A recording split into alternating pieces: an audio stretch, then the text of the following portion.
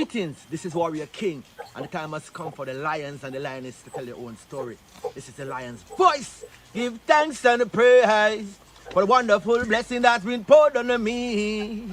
Give thanks and praise. Jah use I as an instrument to set the people free. Jah give her the powers to chant. Jah give her the powers to chant. Ras Tafari, the lion's voice. What are you waiting for? Come together, calling from near and far. Know who you are. What are you waiting for? Rally up, it takes the dust. What are you waiting for? Ancestors paved the way for us. Yes, I am Ketis Oyonde, asking, what are you waiting for to come together? The time has come for the lions to tell our own story. This is the lion's voice. Yes, job people, this is Michael Shamai representing. I will say, hear the lion voice, saying it is time for the lions and the lionesses to tell their own story. King David killed Goliath with a stone, we original dread. The fittest of the fittest shall survive. My people, open your eyes. Wake up. Blessed love, this is Queen Omega representing for all lions and lionesses. With the lion's voice, we come to tell our story. Ras Tafari, live it. Hey, the lion's voice, Ras Tafari. It's AWTITUDE representing for Lion's Voice. Yes, massive. This is the time for I and I, the lion, them to tell I and I story, our story.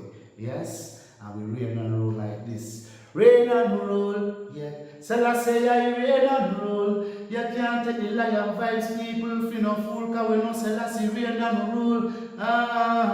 Reign and rule. Selassie, I reign and rule. Queen Omega drop them in the fire, pull from them, no Queen Omega, she reign and rule. Royal Kushite, ancient essence, Emperor Selassie in a majestical presence, flash of all sevens, projecting through I and I events.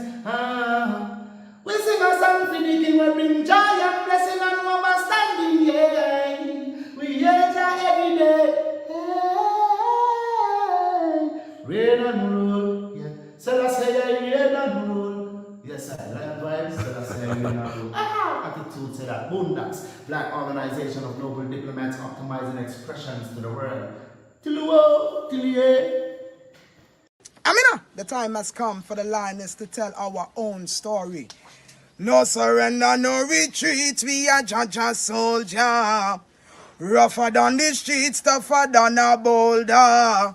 Bigging up Lamb's voice. Now put it, I Jollifer said that. Greetings, this is Ras Tafari. The time has come for the lions to tell their own story. See? This is the lion's voice. Keep it locked, right, sir? Ras Tafari said that. Are you satisfied? Wipe those tears from your eyes. I'm all alone, still you thought I was telling a lie. This is the lion's voice. Keep it locked, right, sir? I will never stop, hail the Most High, and I will never stop, call Rastafari. Blessed love, this is Kushite representing for the Lion's Voice. We are here to tell our own story, Rastafari. Yeah, David Dread of Steel Pulse, and I'm saying hail to the lion voice because it's time that the lion have its voice, have its own story. Says I'm stepping out here. Hear me now. Oh, yeah, the lion's voice. Raw.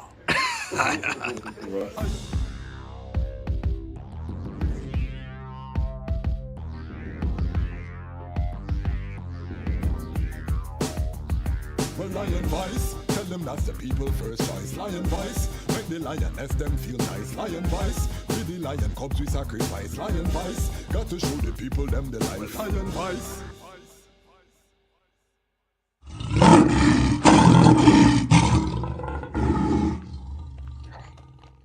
Jano, I'm so hungry, bro.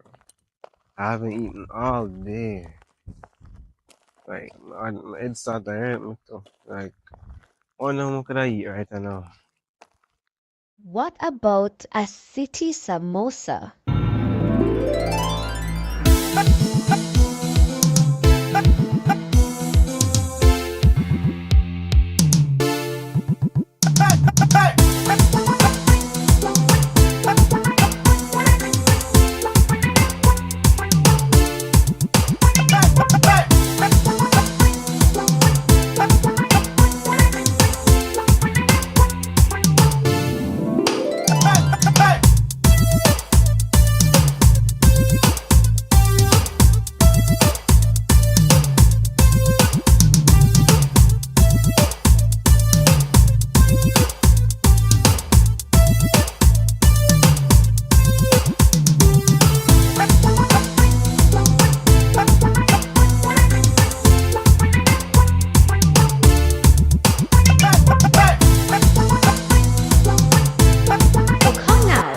Get your samosa, a fusion of Indian, Jamaican, and African culture.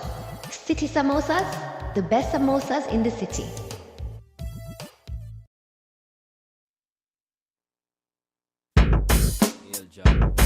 Yo.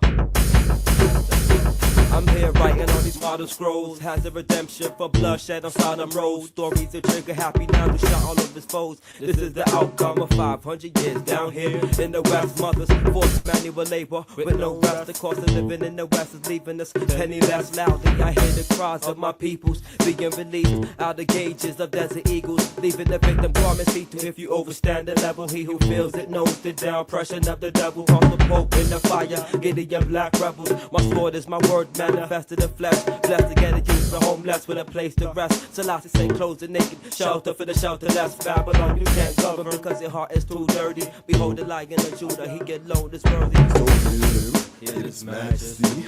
Heal him, King of glory. Heal him, might of the Trinity. Ras Tafari crown every African priest. So heal his majesty. Heal him, King of glory. Heal him, might of the Trinity. Ras Tafari crown every African priest. I'm Bessa, trampled the down presser. Work for the youths, the mothers, the ancestors. Bad situation must get better. Weak by ourselves, but we must stand together. Stop eating deaders, grow out your dreaders. You need your locks like the chicken needs its feathers. Chant forever, the king reigns forever. Don't get caught in the Babylon pleasure. Watch the flames get redder, chains get scarcer. Lock down the planes and you're stuck in the area. When Wall Street crashed, the foolish passed. The wise man up in the hills with his store to last. There's more to grasp in this life than just whores with ass. Stores of cash and you blinking when the poor man passed. It's never too small to share, food or gear. I'm a Gideon, are you prepared? I move to kick and I move to snare. Two things that don't move me is doubt and fear. Fine, cause the great king is everywhere. In water and land, in man and air. So heal his majesty. Heal him, King of glory. Heal him, might of the Trinity. Ras Tafari crown every African priest. Heal his majesty. Heal him, King of glory. Heal him, might. What do you have to tell the people about Ras Tafari? Light to the world. The king of kings and the conquering lion of the tribe of Judah. Elected himself, first rightful ruler. Hey yo, yeah, hear them high, hear the black king on the 23rd of July. So tell them guy who praise God up in the sky, it's a lie. The Almighty living on your night. From ancient time them a try, them Romans know them just open them suit and ties. Criminals ain't got no alibi, they stole my people, then them come without them genocide. Are you talking about slavery? Them couldn't kill the lion we come conquer Judah tribe. Go through tribulation, and I strive, see separation, and I still rise. That's why we tell them in America, live Rastafari in every ghetto area. We come to tell them in a Toronto.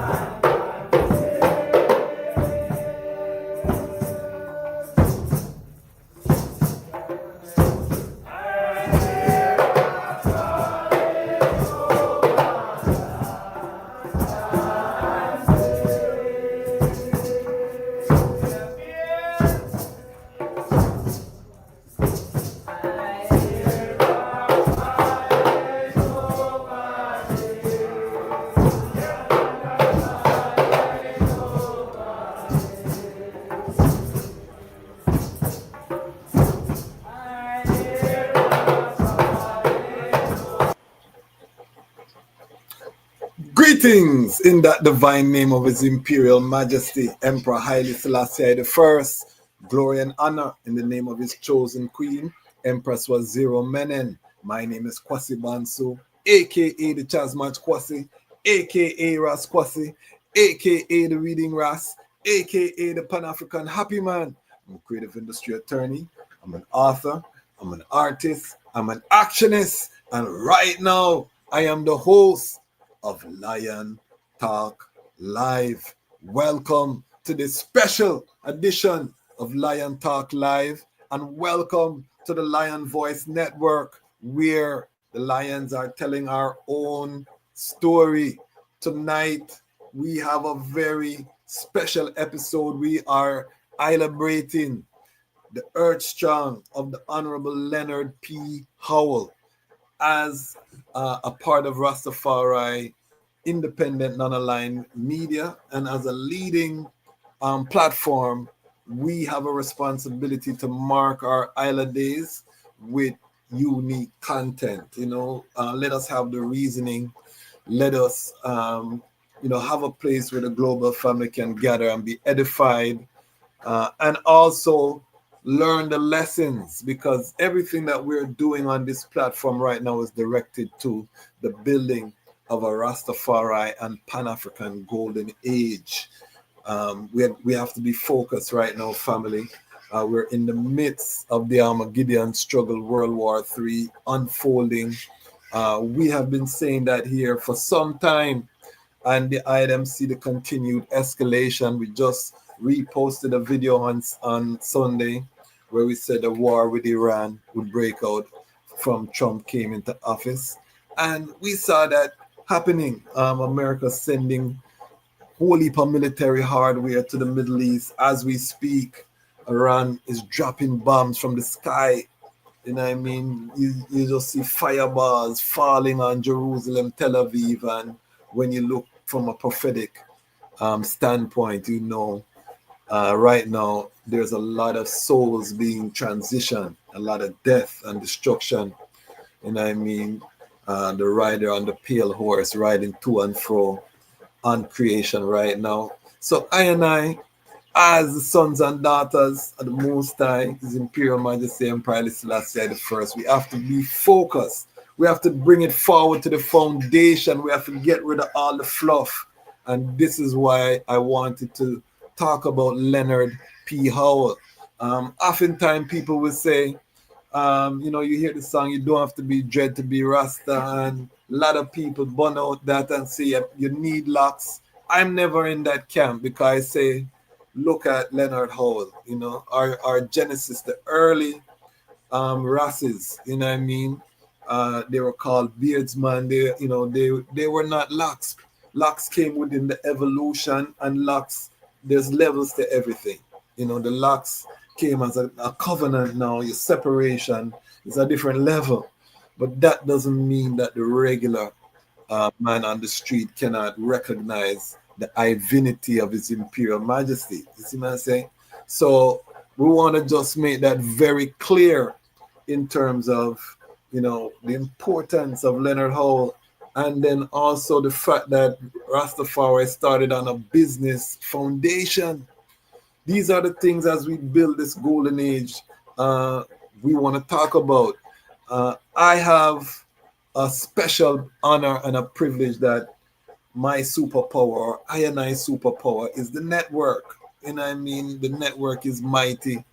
And so I'm able to reach out to I brethren and sistren and get some of the top minds on these topics to share with the Lion Pride family, and it's my honor to do so. I guess tonight, and we're praying, we're having a little technical difficulties with Dr. Niaah with power cut, but we're working through it, and the team behind the scenes. But I guess tonight, very special to why? Because the first place I manifest on the planet Earth was on the campus of University of the West India. I was born at the University Hospital, you know what I mean? So it's a special place to and to see the Rastafari presence on the campus is also very special to I. You know what I mean? And I guess tonight, Dr. Knife, I met him on the campus when I was doing some studies at law school over Taylor Hall. You've heard the story if you know the platform. And that was, you know what I mean, over 20 years ago. Dr. Jahlani Niaah I've known coming on to 20 years now from, I think, the Smithsonian 2007 event. You know what I mean? So, long time I know these brethren, and it really is an honor to have them to come on the platform and to, you know, have a high level Rastafari reasoning on Leonard Howell, the legacy. What are the lessons that are going to propel us into this golden age? And I don't stop talking about the golden age because we have to have a direction, family. We can't just be getting up and going to work and we, you know what I mean, the whole Babylon abundant and we don't have a goal in mind. We're not working towards something that can be the case. The thing is crumbling and we have a responsibility to our children to build a better tomorrow. If we are born Babylon, we have a responsibility to build the alternative. So tonight, family, we're going to celebrate Leonard Percival Howell the way he should be. You know, some people call him the first Rastafari. We're now getting research that there was Rastafarites in Chicago, but we're still uncovering the whole fullness. There's you know, and I'm going to ask these scholars if they can even shed some light, because I think I saw it in the Gleaner where it was said that Leonard Howell met some brethren in America, Rastafarites, you know what I mean? So all of these things, the scholarship, we are telling our own stories is right up our alley. But before I bring forward our guests for the evening, let me just take the time to big up the Lion Pride, 42,000 strong. Big up every Lion Pride. If this is your first time watching, if you subscribe, you're part of the Lion Pride. We are doing our best to raise the standard of Rastafari independent non-aligned media. Big up the Lion Pride on Patreon, 38 Fire Angels who are giving financially to the platform. We're trying to get that number to 100. So please join us in the Patreon. We are self-funded, so we want this to be world class. We don't want to keep it on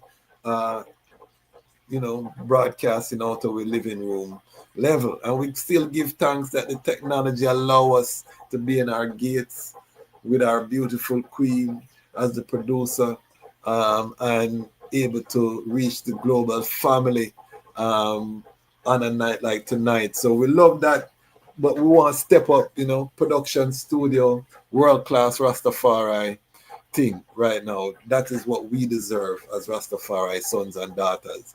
And His Majesty has risen inspired to carry out and execute that work. So we are here doing it faithfully, but we need the eye strength. No one's coming to save us. So big up the 38 who have seen the vision, who are supporting. We need more. Big up Johnny Johnson. I saw your message. I sent the email how you can line up. Every day now I'm getting calls of one's support. So I know that the strength is coming, but let us accelerate in this Armageddon time so that we can build out our media infrastructure, our legal infrastructures, all of the things that we need, our institutional infrastructures. If you're not part of our organization, now is the time to join. It's not a playtime, family. Watch and pray, but also act and pray, work and pray. I mean, all of these things is right now. As I say, a lot of souls transitioning, which means that we're seeing the end of an era, the beginning of a new beginning that's happening. If you study history, anytime you see a lot of war, a lot of things, it's age, the clashing, one falling, one rising.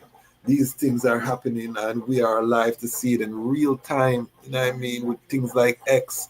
You can watch the thing, the countries, them have them own account and them a throw word as the war and the bomb them a drop. It's amazing to behold, However, again, as Rastafari, we have to stay focused on building of our golden age, or else we will perish in the concept of somebody else. The war in all of these things are someone else's concept of dispute resolution. Our concept is different.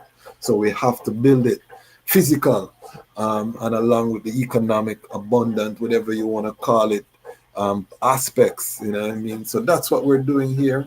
And we give thanks for all who are supporting the Ubuntu, Lion Pride, the Watch and Peep, Lion Pride, everyone who's part of the ecosystem that's making this possible for us to have exclusive high-level Rastafari reasons like this on a day like today that have to be celebrated. I want to just say give thanks. Again, I'm going to bring forward my guests. When you see Ayasip, Ramia King Design, big up Frontline Books. We had Ras Tafari on the platform. Go and check out that episode.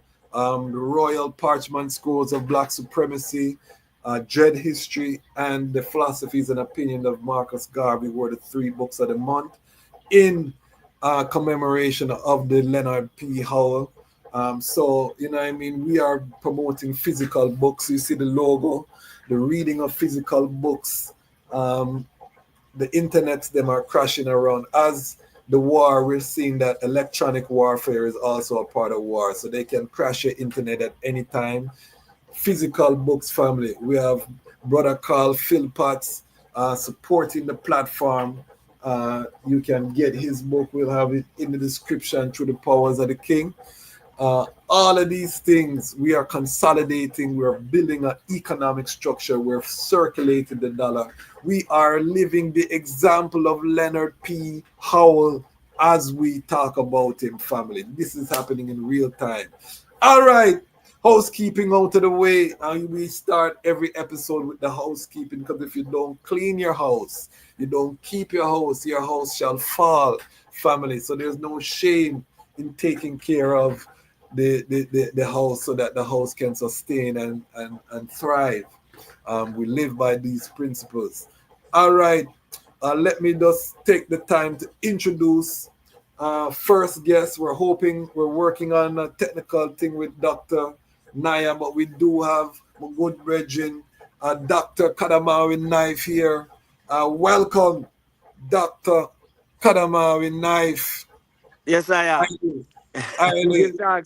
I listen to you with the technical issue with Jahlani. The same thing reaching there, because there's some heavy wind today in the island. Okay. And apparently leak out some electricity in many places, including spot I there at College Command. Okay. See, that's why if I say I outside, but the surroundings still don't have a whole of light and things, see? Because Okay. the same way, see? Matter of Okay. fact, the internet wasn't even working so well. And on my phone seem to have the internet, so myself we can just deal with it. But I'm going to operate in the kind of light we right Mystic. now and things still. Yeah, the mystic. You come with a mystic vibe. Hold your phone like this. Hold your phone like this. Fire. And see if you can. Yeah, see it there. Yeah, man. Okay. Yeah. Yes, that better. Yes, like it better. Yes. Settings. Yeah, Yes, man. I am. So it's a joy, though. It's a joy for always be on the program, and especially if you are talking about ones like oil. And why ones like oil? Because again, I have to look at models that work. Seeing? Because as I know, some of these things are new words, not new concepts. These are things that we talk about when we talk about social enterprise, which is the area that I drive in terms of the research in the university and across the region. And I assure a man say, no, when we think about social enterprises, which are mission-driven organizations who seek to create economic, social, cultural, and environmental value, but have to be sustained by a diversified and independent income stream. I said these are things without using so much word that Rastafari speak of when we talk about self-reliance and collective security. See, we know the Rastafari is based on a liberty anchored in the creed. See, we know the fullness of the creed, Don't be fed, the sick, be nourished, the infant, be cared for, the age protected, etc. So you can't manifest a creed like that without having certain amount of economic resources. And say as you do well, the demands become greater, and so you must have a scalable venture to do so.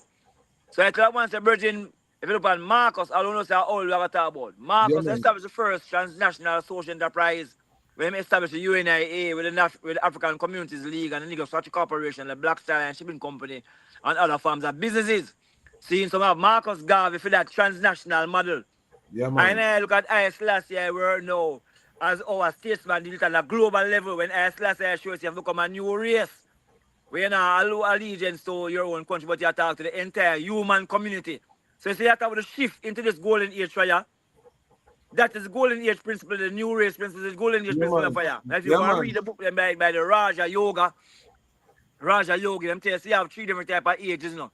The golden age, the silver age, the bronze, the iron, and one more, when called the conference age. But when Okay. you're in a conference age now is when you go up into the upward swing of the golden age. Okay. Seeing which I argue said the age of Aquarius where I know is the age of knowing, the age of mentalism. It's the Rastafari age because Rastafari, I always say Rastafari, I believe Rastafari know. And No. this is the age of knowing, seeing? And it's the age of the ancient intelligence, they might call artificial intelligence, but it's that ancient intelligence manifesting again. So let me Yes. go forward now to Howell. So while I Selassie is at that global state level, and Marcus speaks at the national, the transnational level, Howell now is at the micro national level where they establish models Okay. that I can say, and that's Howell, you know. Because man like Bedward, Claudius Henry, Howell, and certain other ones set them thing, and you'll find that Kwasi say, well, a man cannot philosophize.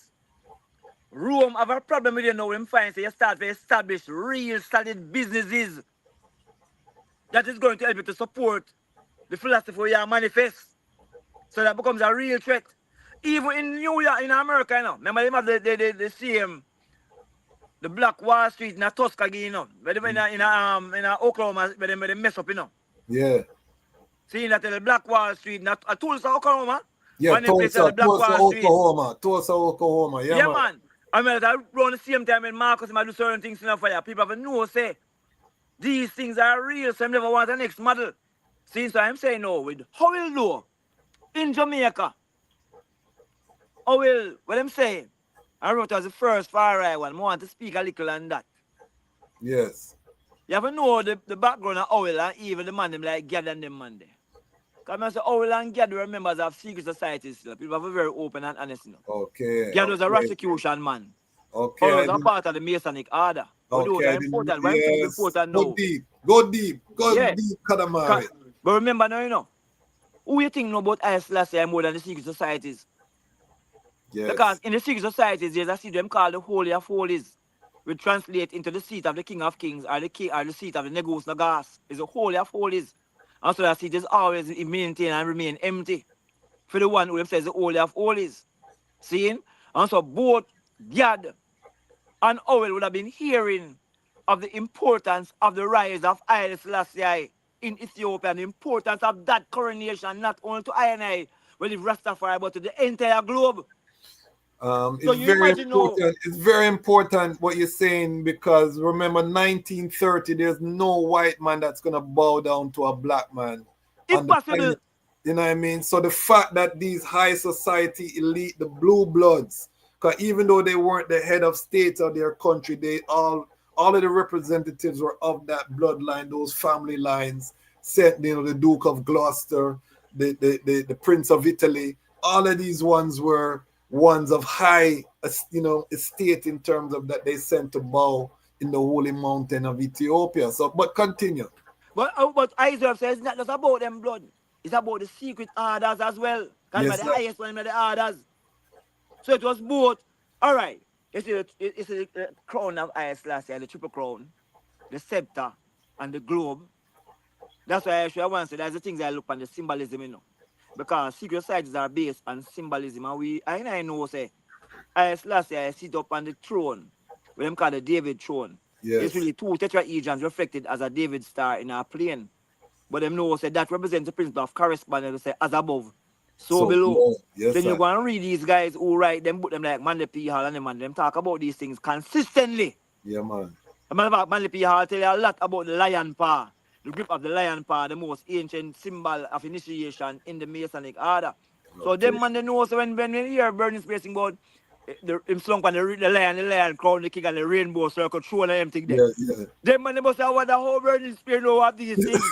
Because these are very ancient secrets where them man they try to hide from I and I. And Yes. so how will them man they in those orders? Like God would have known and said, but wait. But this is the ancient where them people are talk about for decades and hundreds of years in these orders. And them know says Ethiopia is the highest order within earth. And so Yeah. I Selassie is a living manifestation of that principle of correspondence, you know. And Yeah. you'll note that I Selassie is the only world leader who consistently hold that seal in Yes. public, in all the photos and things. There is a principle that him govern both above and below. Below. Which is something that is accepted, and above mean out of 3-dimensional and below means within 3 dimension. Seeing? That's why the interlocking tetrahedrons that reflect like a 6-point star, which is really a 9-point principle right there, and things still. So when how will them see these now? I will have no doubt who Haile Selassie is. And the coronation itself and the attendance of those 72 representatives, remember, say 72 is equal to 9 as well, too, which is the same correspondence principle as above 3 below, because 3 squares equal to 9 enough. Remember that, you know. So remember, say 72 is not just an exact number I'm talking about, it's an holistic principle I'm talking about, that the entire globe within this dimension and outside this dimension recognize and acknowledge that this man here is a supreme manifestation of this cosmic consciousness, where in the West, the man I call God. Although I know, say, I gone past what the God concept actually is, because God And concept. you know what I realized? You know what I realized? The concept of the Almighty or divinity in the West is connected with like a superhero, you know. Yes, so them want him to like fly, and because His Majesty don't fly, His Majesty, so them neglect the powers where him demonstrate in terms of what he was able to execute and how he was able to stay in time, you know what I mean? The place where he occupy in history, which you can't repeat that and you can't look into that. You know what I mean? Remember, the trad this I was to for I last year, you know, was a triune trad. Yes. So I last year trad as a statesman. So it's more time I last year just as a statesman and 3-piece sword. But I last year also trad as a warrior, which is a bingy trad. Yes, and a lot of the time you see I last year in the battlefield directly, but also in that ancient. You understand what I say? And then remember, I also tried as a supreme spiritual consciousness now. Seeing being the head not only of the Orthodox but also of the Batavi principle. So that triune trad is always here. And so I know as far as I can learn from any of those trad and adapt the one that you choose to live. So for example, now I know personally more upon a kind of battlefield trad now. So I have that full stuff ice like that ancient bingy heights. Yes. Seeing? But I know say some of my brother them know of the a state culture that interface with the state and government and etc. Seeing where some of my brother them know depend that highly spiritual fullness. Not saying that I not on that part, but I say that is them and some the churchical part that's represented by the church head of the church. Yes, sir. See? And so I saying so I not been on I not a missionary. So I not try to convince no one about nothing about no Haile Selassie. Because in reality, it's anyone who depend on a path beside to find self. Ras Tafari is a guide, it's like a stargate towards that kind of self-realization and self-actualization still. See, so I never try to tell no one know about something and things still. But we want to get forward to how we know. Hold on, stick up in, because I see Jahlani here. Let me bring him forward. I don't see his camera, but bring him up, producer. Let's see if we can work it out, because we're gonna go deep tonight, family. Ras Jahlani, I can hear I and I. Yes, sir. Greetings. I love it. I'm on it here, you know. Okay, there is able to put on the camera. Yes, we're under a little bit of power outage across the island. And it means everything kind of shaky in terms of the technology. Okay, so, no problem. Their voice is irate. Yeah, man. So, you know, family, I was hearing the reasoning about His Majesty And I think that a big part of our issue is how we have been raised, you know, in terms of concepts of divine, concept of God, Yes. concept of spirituality, Okay. you know, True. concept of faith, you know, concept of ritual, you know, all of these things are normal, but unless them package in a certain kind of framework, people tend to not be able to appreciate what they really represent in them day-to-day, everyday life. And you know what I really liked what Plano said about His Majesty. Him say, me no really care what nobody else say. His Majesty is my God. And me know what me mean when me say that. So the point is that, you know, he has removed himself from any other person's expectation I of what divine is, and yes. him meet him God. So him not talking like a person who has imagined this. He meet him God more than one time. You understand? Most people can't say that. So yeah, I kind of like that perspective. But even more than that is that he meet someone that him have total confidence and trust in, as far as an example of wholesome living, you know. And I think that that is what we have not been able to remove from a context of what is spiritual. You know, those examples are going to be timeless. You know, And we have to return to that conception, because I think we've gone too loosey-goosey with the chud, and because of that we have not manifested the material balance. You know, His Majesty says spiritual and material balance is hand in hand, and I think Leonard Howell, you know, really takes us to this aspect, and I like where you are going, Knife, with the whole Masonic fullness. Because Masons are supposed to be the builders of society, you know? Yeah. That is their whole concept. Lion Pride member Akil Williams said Archibald Dunkley was All also right. a Mason. So, you know, this tie between the Masonic orders and the early elders, you know, the first generation Rastafari, Leonard Howell being part of that. I want, you know, hold on there. Family, I don't have a Ferrari and I don't have a Bugatti, but I have two brethren who are top scholar when we can reason with. You understand? Me wealthy. So I just want the them know that. So, Knife, talk to I. So, Yeah. I actually say more and more. Once I got provide more information, for sure, say a lot of those ones were members of these society because it's them have the information. yeah, So who you man. think of side Selassie first? I must have the information, man. The man with the information. Yes, I. Remember, you know, all of the writings, if you go and read all of the man them book, if you go read Manlepi, all them book, them meet Blavatsky book, them talk a whole about Ethiopia and link it back to Atlantis and them places, you know. These are documents that these people have access to. So it's not by chance, it's not by coincidence. See? But again, within those others as I mentioned, there's a big emphasis on the economics. So I want to tell that, say, Jahlani, when we were in the conference in Antigua, I remember feeling that session with the far right, the elder Virgin, that's a boy. He was in Jamaica as one of the first persons who came from Antigua and signed up Rastafari, and said that God had actually established the 12 tribes using some of the principles of the Rastafarian, which is where use the membership element and the whole thing of paying dues and things still seen, and the big emphasis on the business component. See, we know that Howell himself now, without even knowing how much about his work in the masonry, when he came out, only recognize the brethren, you have to have economics. And I'm going to tell you that Howell, I think, created one of the best and most successful models that is anchored in agriculture enterprise. I think that is even more crucial for I know. Why agriculture enterprise? Because even the RMO, when I deal with, remember our things are similar to what we were writing about Howell in over here. Food, health, and wealth sovereignty. And how do you get food, health, and wealth sovereignty? It's through agriculture.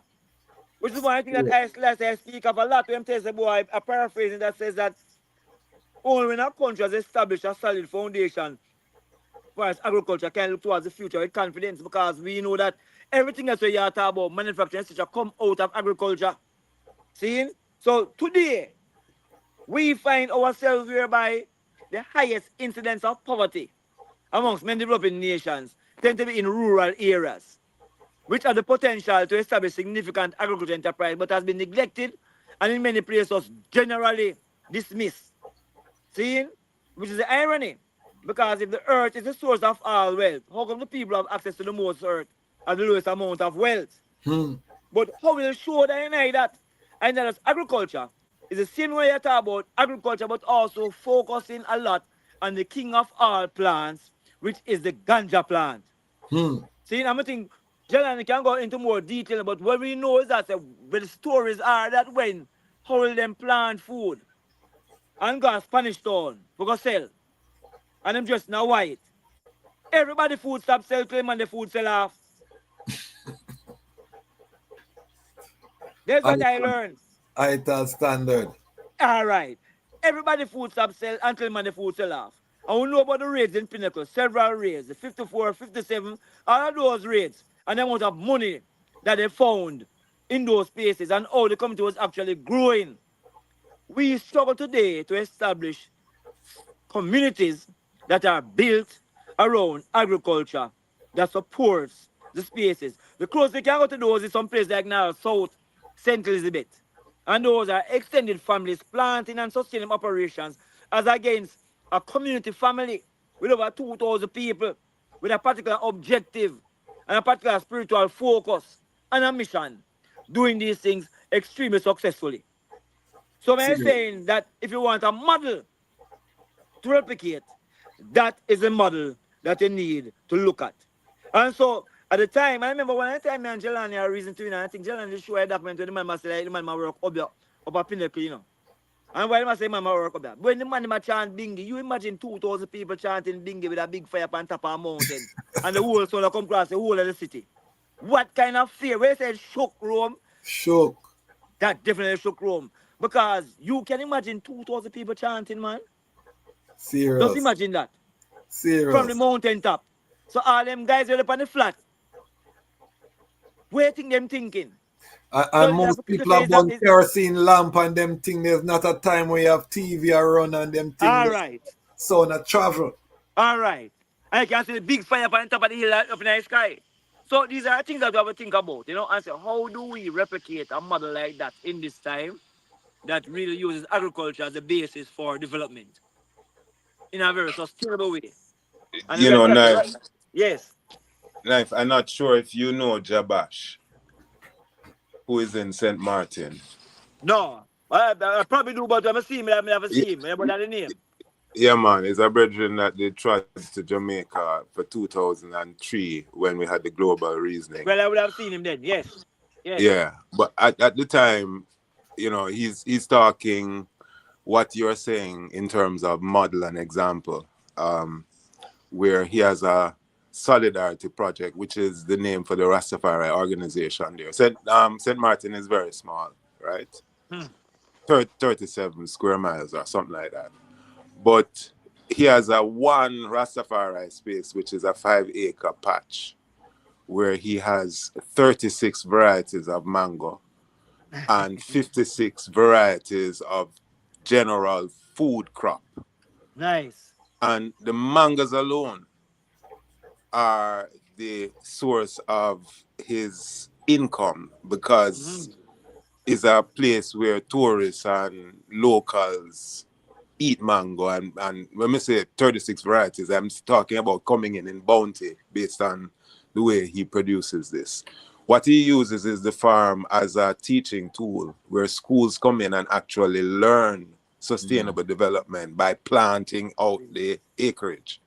So, I mean, when I look at the videos, you're talking about kindergarten students coming in, learning how to sow seeds, learning about composting, learning how to plant in the ground itself, and then coming back to tend to the patches. And it demonstrates that what Howell was doing is not rocket science. It's something that is at the core of human science, how to live, how to feed yourself.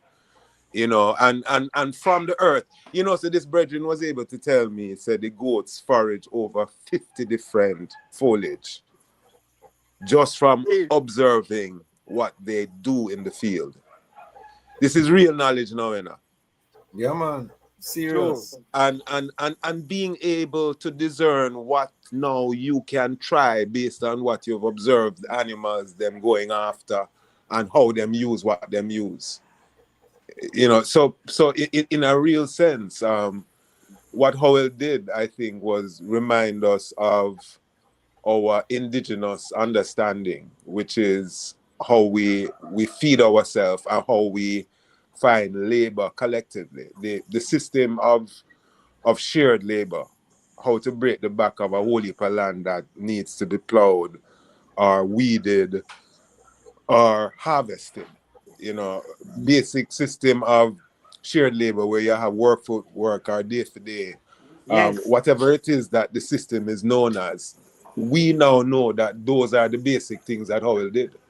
So at the end of the day, he had the same residents becoming their own laborers, becoming their own bankers. Exactly.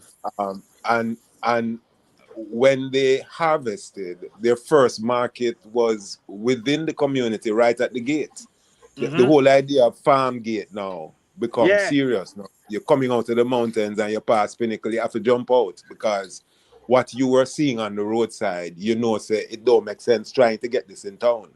People would come from Coronation to buy from them, All you right. know, and it ranged not just from fresh, you know, peas and carrot and cabbage and, you know, cassava, the basic, you know, cash crop, to things like yam and, you know, banana and, of course, herb, which is what leaders like Planner would come from Kingston. They would cycle all the way from downtown to Pinnacle, which might take them a couple of hours.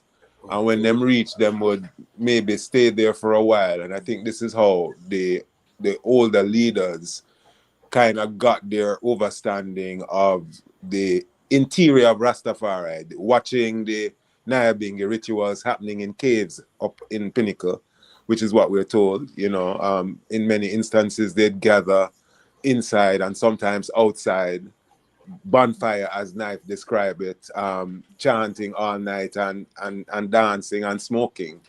And really creating a different kind of celebration which was unknown. We now know that this celebration is connected to a kind of anciency, Yes, right. and Niaah being itself as a tradition of celebration to the Almighty from such time, you know. Yes. So Was this the, was this Kumina? Was it Kumina drumming that they were practicing? well, the early Whole life. Howellites, what Yes. they do sounds closer to Kumina Okay. than it sounds to what we now know as the Niaah. And I think Yes. that's now the improvised um, instrument and sound that comes from the Jamaican connection. Yeah. So the drums are East African and the sound is East African, but both of those have been adjusted. So what we have produced as Niaah is a Jamaican composition, with instruments and, you know, knowledge that is deeper. Cause you know all of our sound is connected. Yeah, You man. know, And it's the Jahlani, there's a thing, you know, because you know that is so Jamaican, but you know, because even today Jamaican people still do that. And I will take something from our next place and then Jamaicanize it and it becomes something which is very, very unique. You know, so Well. Remember what Jamaica is. Jamaica is a mix of peoples from all over the over. globe. Yeah, the But that, tribes that were the hardest to break. You know, what I mean, it was a breaking ground for the troublemakers. You know, throughout West Africa. And when you look at when we say West Africa, we have to remember that a lot of Africans were taken from the deep in the interior. It don't yeah, mean man. everybody was from Ghana, from Yeah. Nigeria or these places. Some people come and walk 3 days from the interior and get captured during a war and him get brought you mean to 3 months, not 3 months. 3 days. Yes, sorry. I'm with scholars, you know, so me think of a sharp family. Yeah, half a sharp. But Jamaica, the Jamaican, there's a book called the Hebrewism of West Africa, Joseph Williams, and he captured some narratives of the Africans that were enslaved in Jamaica, and they were talking particularly about the Coromantee and the Akan people. And he said that there was one incident where they had a man and he, caused a rebellion, so they put him on a fire to burn, and they said that the man burned from his feet, smoldering up, and then when the man, the thing burned out his feet, so the shackle dropped, the man kicked thing in on the man's Run feet. out. You know what I'm saying? So, and don't make no sound, he burnt up, and dead, but as soon as he could have a little freedom to fight forward, So they were saying that the spirit of these Africans was they tried to ban the importation of the Coromantee and Akan because they were warriors. They were fighting a civil war already against the Ashanti and the Ga, and there was all this conflict on the continent. So Jamaica, this is why you see the Maroon struggle was so successful, because these were generals, these were foot soldiers. They were already trained in the art of war. It's not something that them come at the West and buck up. You know what I mean? So when we're talking about Leonard Howell now, this agricultural foundation, and I want to also touch on his connection with Marcus Garvey. Wait, before I move this up, because I think Jahlani mentioned something which we're going to highlight some more. What I mean by that, when Jahlani speak of the way we practice agriculture, yes, it is not the modern day monocrop destructive kind of approach, And even today, what they are saying is that we need to go back to that kind of agriculture if we're going to preserve the environment. Crop diversification taking place. People working in smaller areas, working together as community-driven. If you talk to a daughter like partner over Jahlani, she speaks a lot about this kind of agriculture practice. So it's not only a thing in terms of what the community has done, but matter about the actual agriculture practice is what the world actually need to be using and adapting today.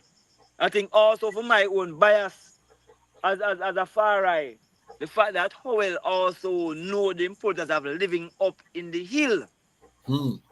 It speaks in more relevance today when we are talking about the whole thing of climate change and what can happen with climate change and all salination can take place in soils near the coast. And there's a threat to that kind of lowland agriculture. So apparently Howell them also mastered the art of planting on hills, etc., which is an issue that we're still trying to address with our farming community today. So essentially we're saying, in hindsight, you can see the far right, the foresight of ones who were Howell at that time. And they were involved in what we are called today sustainable agriculture farming practices.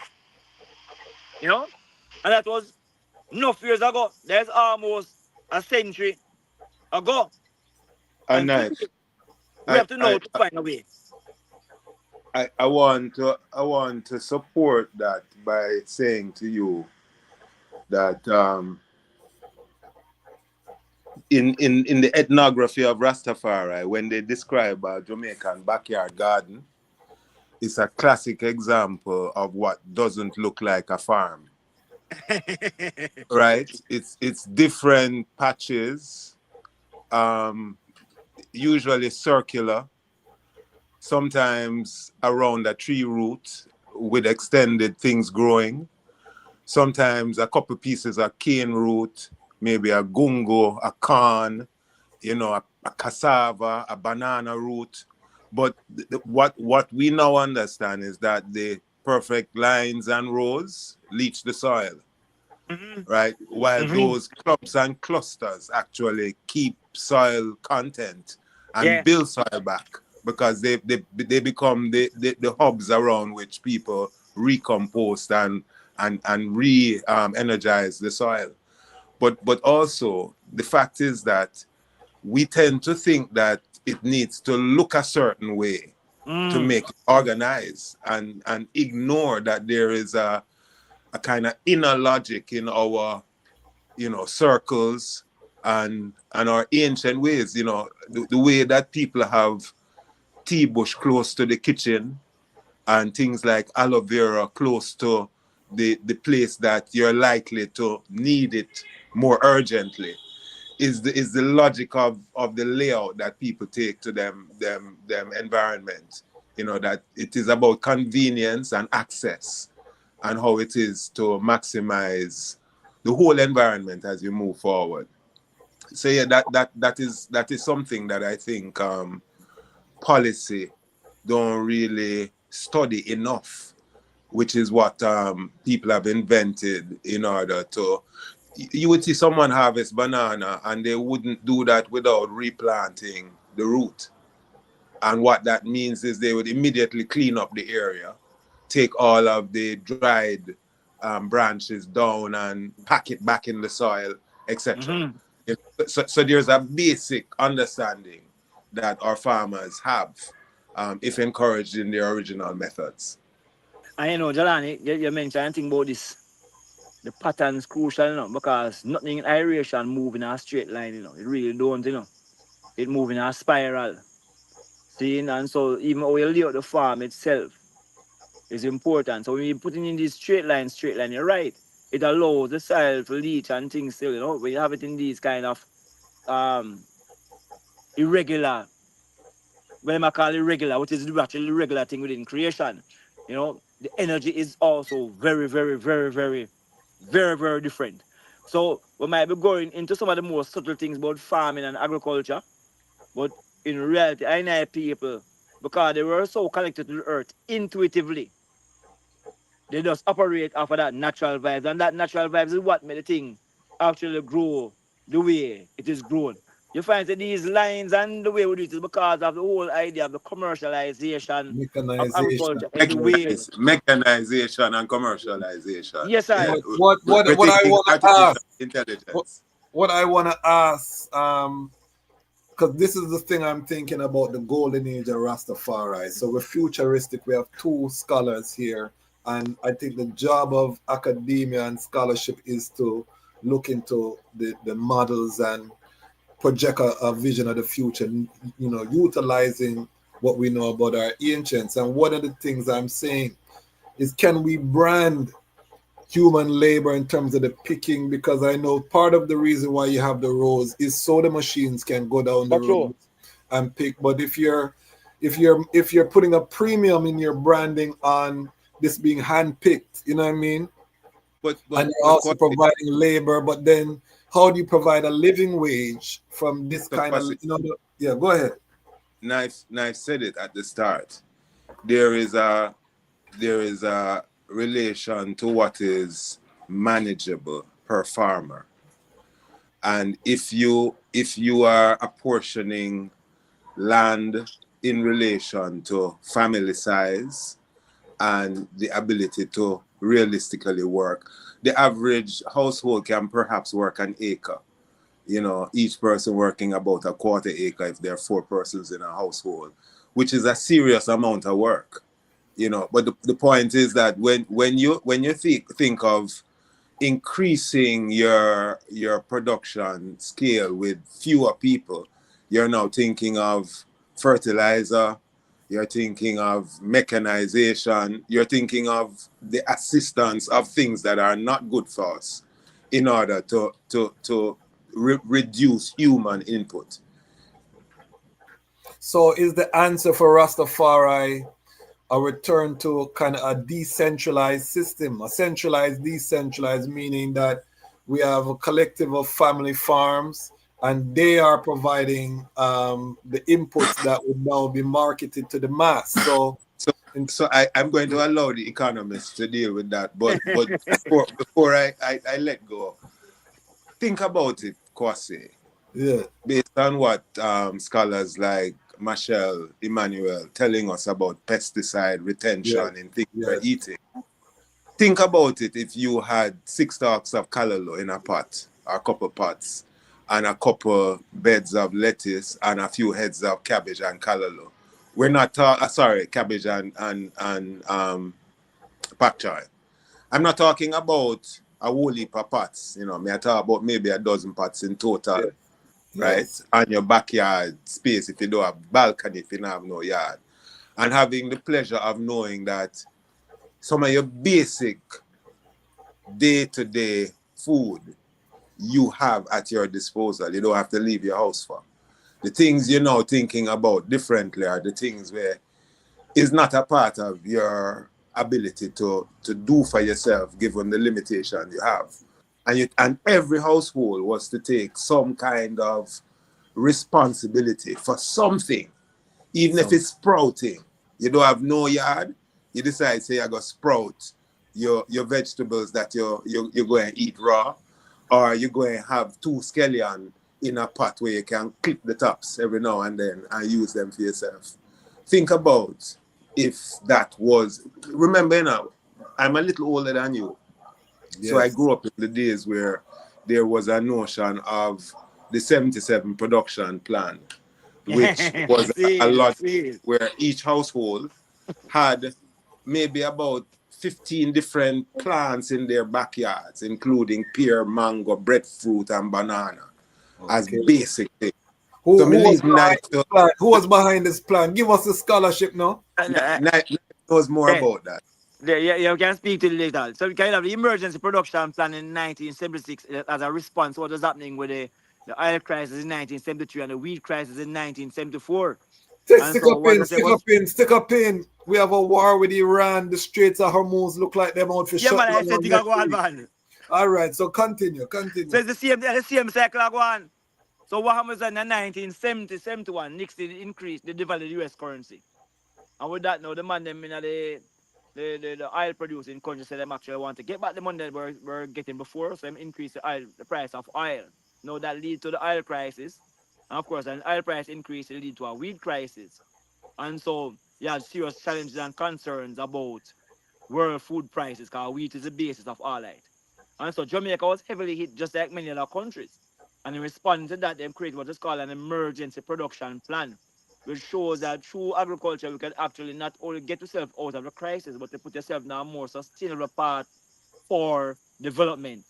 But it wasn't Jamaica alone, because even in Guyana, the man must have a feed clothes and shelter yourself. So that idea of feed clothes and shelter yourself becomes a big talking point. But you know what was interesting though, from my own research, those were things that they actually look and saw was happening with the Rastaman at the time as well. So it was an idea that Rastafari, and I would not be surprised that this was an idea that researchers was a review and say, okay, but them that do it at Pinnacle as well. And Clarence and yourself have your own bakery. Come on, say, far that talk and I practice these things before the 1970 oil crisis, you know. But as a state now, Jamaica developed a plan around that. I'm called the emergency, because it was an emergency where we need to create a system that get Jamaica out of this problem that it was having. I know what I know. When that plan was developed, you have increased activity by the CIA from the United States to derail all of those activities as well. Yes.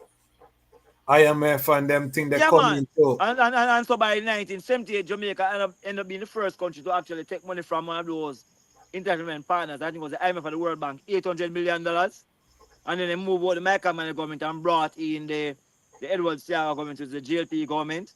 And you can see the continuation of that practice where a man starts to move from the farm to a supermarket. And across all governments from the 1980s, 90s come forward, they have moved away from the farm To the supermarket. but dependent and find yourself in a food insecure situation. See? So it was a real thing happening. I'm saying if we had adopted and maintained the models that we had seen from Pinnacle, we would not have found ourselves in the problem that we have now. Just to go back to the point that Jahlani was making as well about how we look at the household and the smaller farming areas as well. What happens in those kind of situations as well, Kwasi, is that say, when you're having smaller areas, you can up and planting more higher valuable crops. For example, like a ganja now. Because they come in the gates and saw the gates here. We're up on about 2 acre land between myself and Marshall right here, so seeing? And I think we plant most of the food I need. But at the same time, we plant like a square of herb. I sell food and I sell herb. The square herb that I plant will give her 10 times the amount of income that probably the 1.5 acre land of a planting food would give you. So you ever think about how you plant, if you're about business, the value of the products that you actually plant. And you Yeah. had said it earlier. Remember, I know, a free range, and this is not something I support, because I'm not support animal killing, but a Yeah. free range chicken actually costs more than an enslaved chicken. It's true. You know what I mean? Ital food actually have a higher market price for them. Well, organic, I'm used to them language. For them, organic food actually have a higher selling point price than regular commercialized food. See? I now also know that tree crops, which again, Jahlani had mentioned about the planting up of trees them at the back of the yard. Many rural communities today are not surviving based on the selling of vegetables in fire. It's the selling of tree crops, which is not them planted, because remember, my generation cut down trees and plant houses. Well, our grandparents did plant trees. And many of the trees that we see today, the fruits that are being sold come from those trees, generating significant amount of income, because a tree crop will Yes. always generate more money than a vegetable, except for ganja. Except for ganja. You know?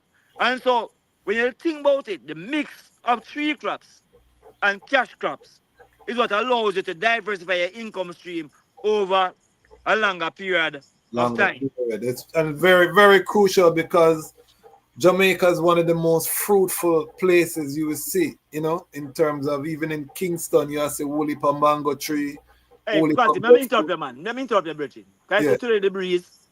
Is it today with that breeze? I'm going to make sure to take a picture tomorrow. Because the mango season is enough fire. When you look on the millions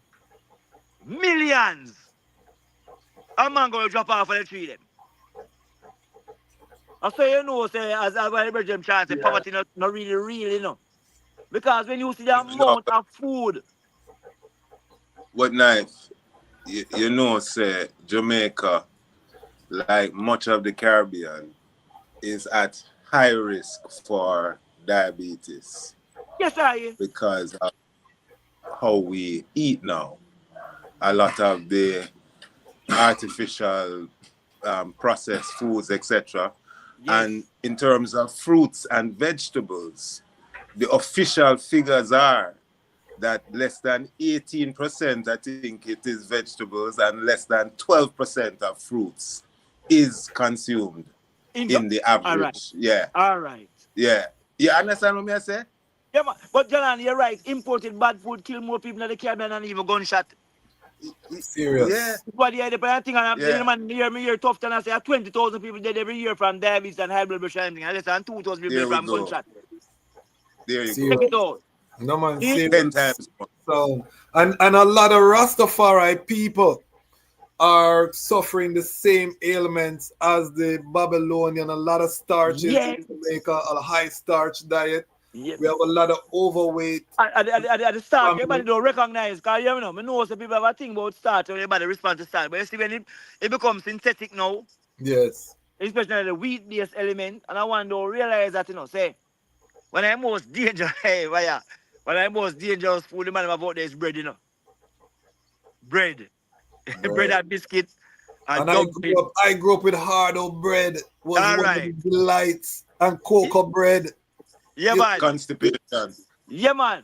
See, and when them have Yeah. that now, when them have the diabetes now, Jahlani, the man them say, well, eat sweet potato because it's a complex carbohydrate release the sugar slowly. You know? I go eat Edo or cocoa. Where's hot hard out bread when it's fresh? What? What? Yeah, well, no. Water biscuit, and some. Yeah, but you know, still Kwasi, as I used to build kite, we always know, say, it's flour boil and big paste, you know, and paste of kite, you know. And so, when you check it, or it might be doing your belly and things still, no? But at the same time, you have to understand, say, when you're youth and no money, dumpling, I think we hold a little hard, yes, you know, somebody say, bread and light, and them things, Dumpling, they I say, was for just eat. going to go there But too. those things happen. But when it's time now, I recognize that, what your man, if you stick to the thing where your grandparents them eat, and that's why them live longer, you know, because of what they were eating, them that eat ground food. Seeing? And man, I say, if you go work, you need to have them kind of food in because it release the sugar slowly. And so more and more there's a realization. But one of the point I wanted to make earlier, when I talk about organic food, remember, so the most organic food on the face of the earth are the long time tree crops them.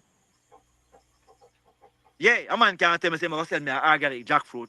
Show me an inorganic jackfruit. You see, I say, yeah? So don't come talk like you want to put on a price by putting on a word. Yeah. See? Show me an inorganic sweet sap. I talk from my country, no, I'm not talking in the next country, I'm on there, Yeah. no. Yeah, But in because Jamaica. they're not putting fertilizer around the tree them. No, insecticide and thing on the panel tree, man. You say breadfruit tree at all, for you walk a spray breadfruit by the top of the tree with insecticide. More than breadfruit is natural insecticide anyway. People do say breadfruit is that thing, the long thing that grows in breadfruit is a natural insecticide.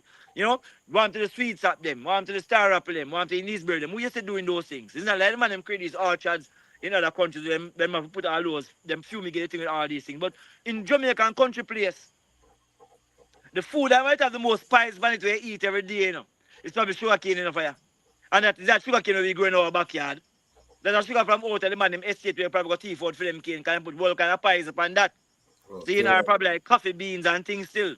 But generally, most of those foods are And a clean. lot of the vegetable them too because of the fertilizer and the No, pesticide. that becomes a problem. Yeah, Because the even what the Roundup. data show says over 200 million US dollars Jamaica importing what they call highly hazardous chemicals that are being sprayed on these plants. And Marshall did a research 10 years ago, which was repeated recently, which actually shows that the amount of broad spectrum pesticides that are placed on these plants. Wicked higher. And so I tell the man him say, Virgin, when we actually are focused on gun crime, which is important, the most dangerous crime is a crime where we incentivize people to come and kill our people by importing these foods that them sell to the youth them. And we don't see no strategy in Jamaica or the wider Caribbean to address that kind of crime. And it's like a crime which is committed by a sniper, you know. Because man, them shooting in them, realize they get shot until they're almost dead. See? So we in the region have consciously supported a form of agriculture practice that has led to the death of many of our people. In places like St. Lucia, people realize that when the man grow the banana, the amount of things they must spray on the banana was leading to serious levels of infertility amongst the people in St. Lucia and many other Caribbean countries. So these are not things that are hidden. And it's the same way going to Latin America where you know, so the one them who control, the man them banana guy the name, must do all of them man there. Yeah, Them out of, hey, watch it man. And then the runoff into the water is even more serious. Things so the soil health gone down, the water health gone down, and the plant health gone down. And that's why again, to just go forward to Pinnacle. The Pinnacle model is extremely important. There's all Jahlani Niaah show the bridging in the island they were doing thing. And Ras Tafari had that model enough for you. See, in Ras Tafari had that model where I say, yeah man, I have a 5-acre land, plant it out and plant it idle. And things still seen. But when these guys now in government who think that it is a monocrop, large production area that can generate money for them to collect taxes. So I'm not interested in the health of the people in the fire.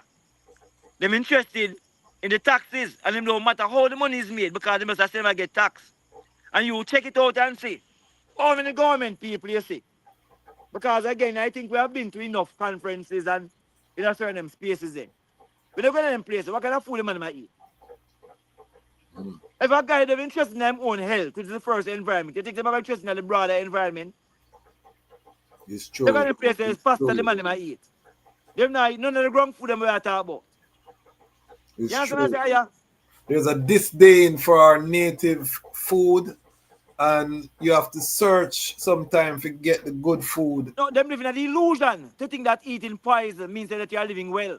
Processed, highly processed goods. Virgin, I say, when you see the man him eating in those places. So, a man want to eat something that grow in a shell. See? And you know, most of those shell animals are, by nature, very important for Earth because they are things that clean up the Earth. So you're not supposed to eat because if you eat them off, the place are dirty. So, because them eating those things, them have toxins.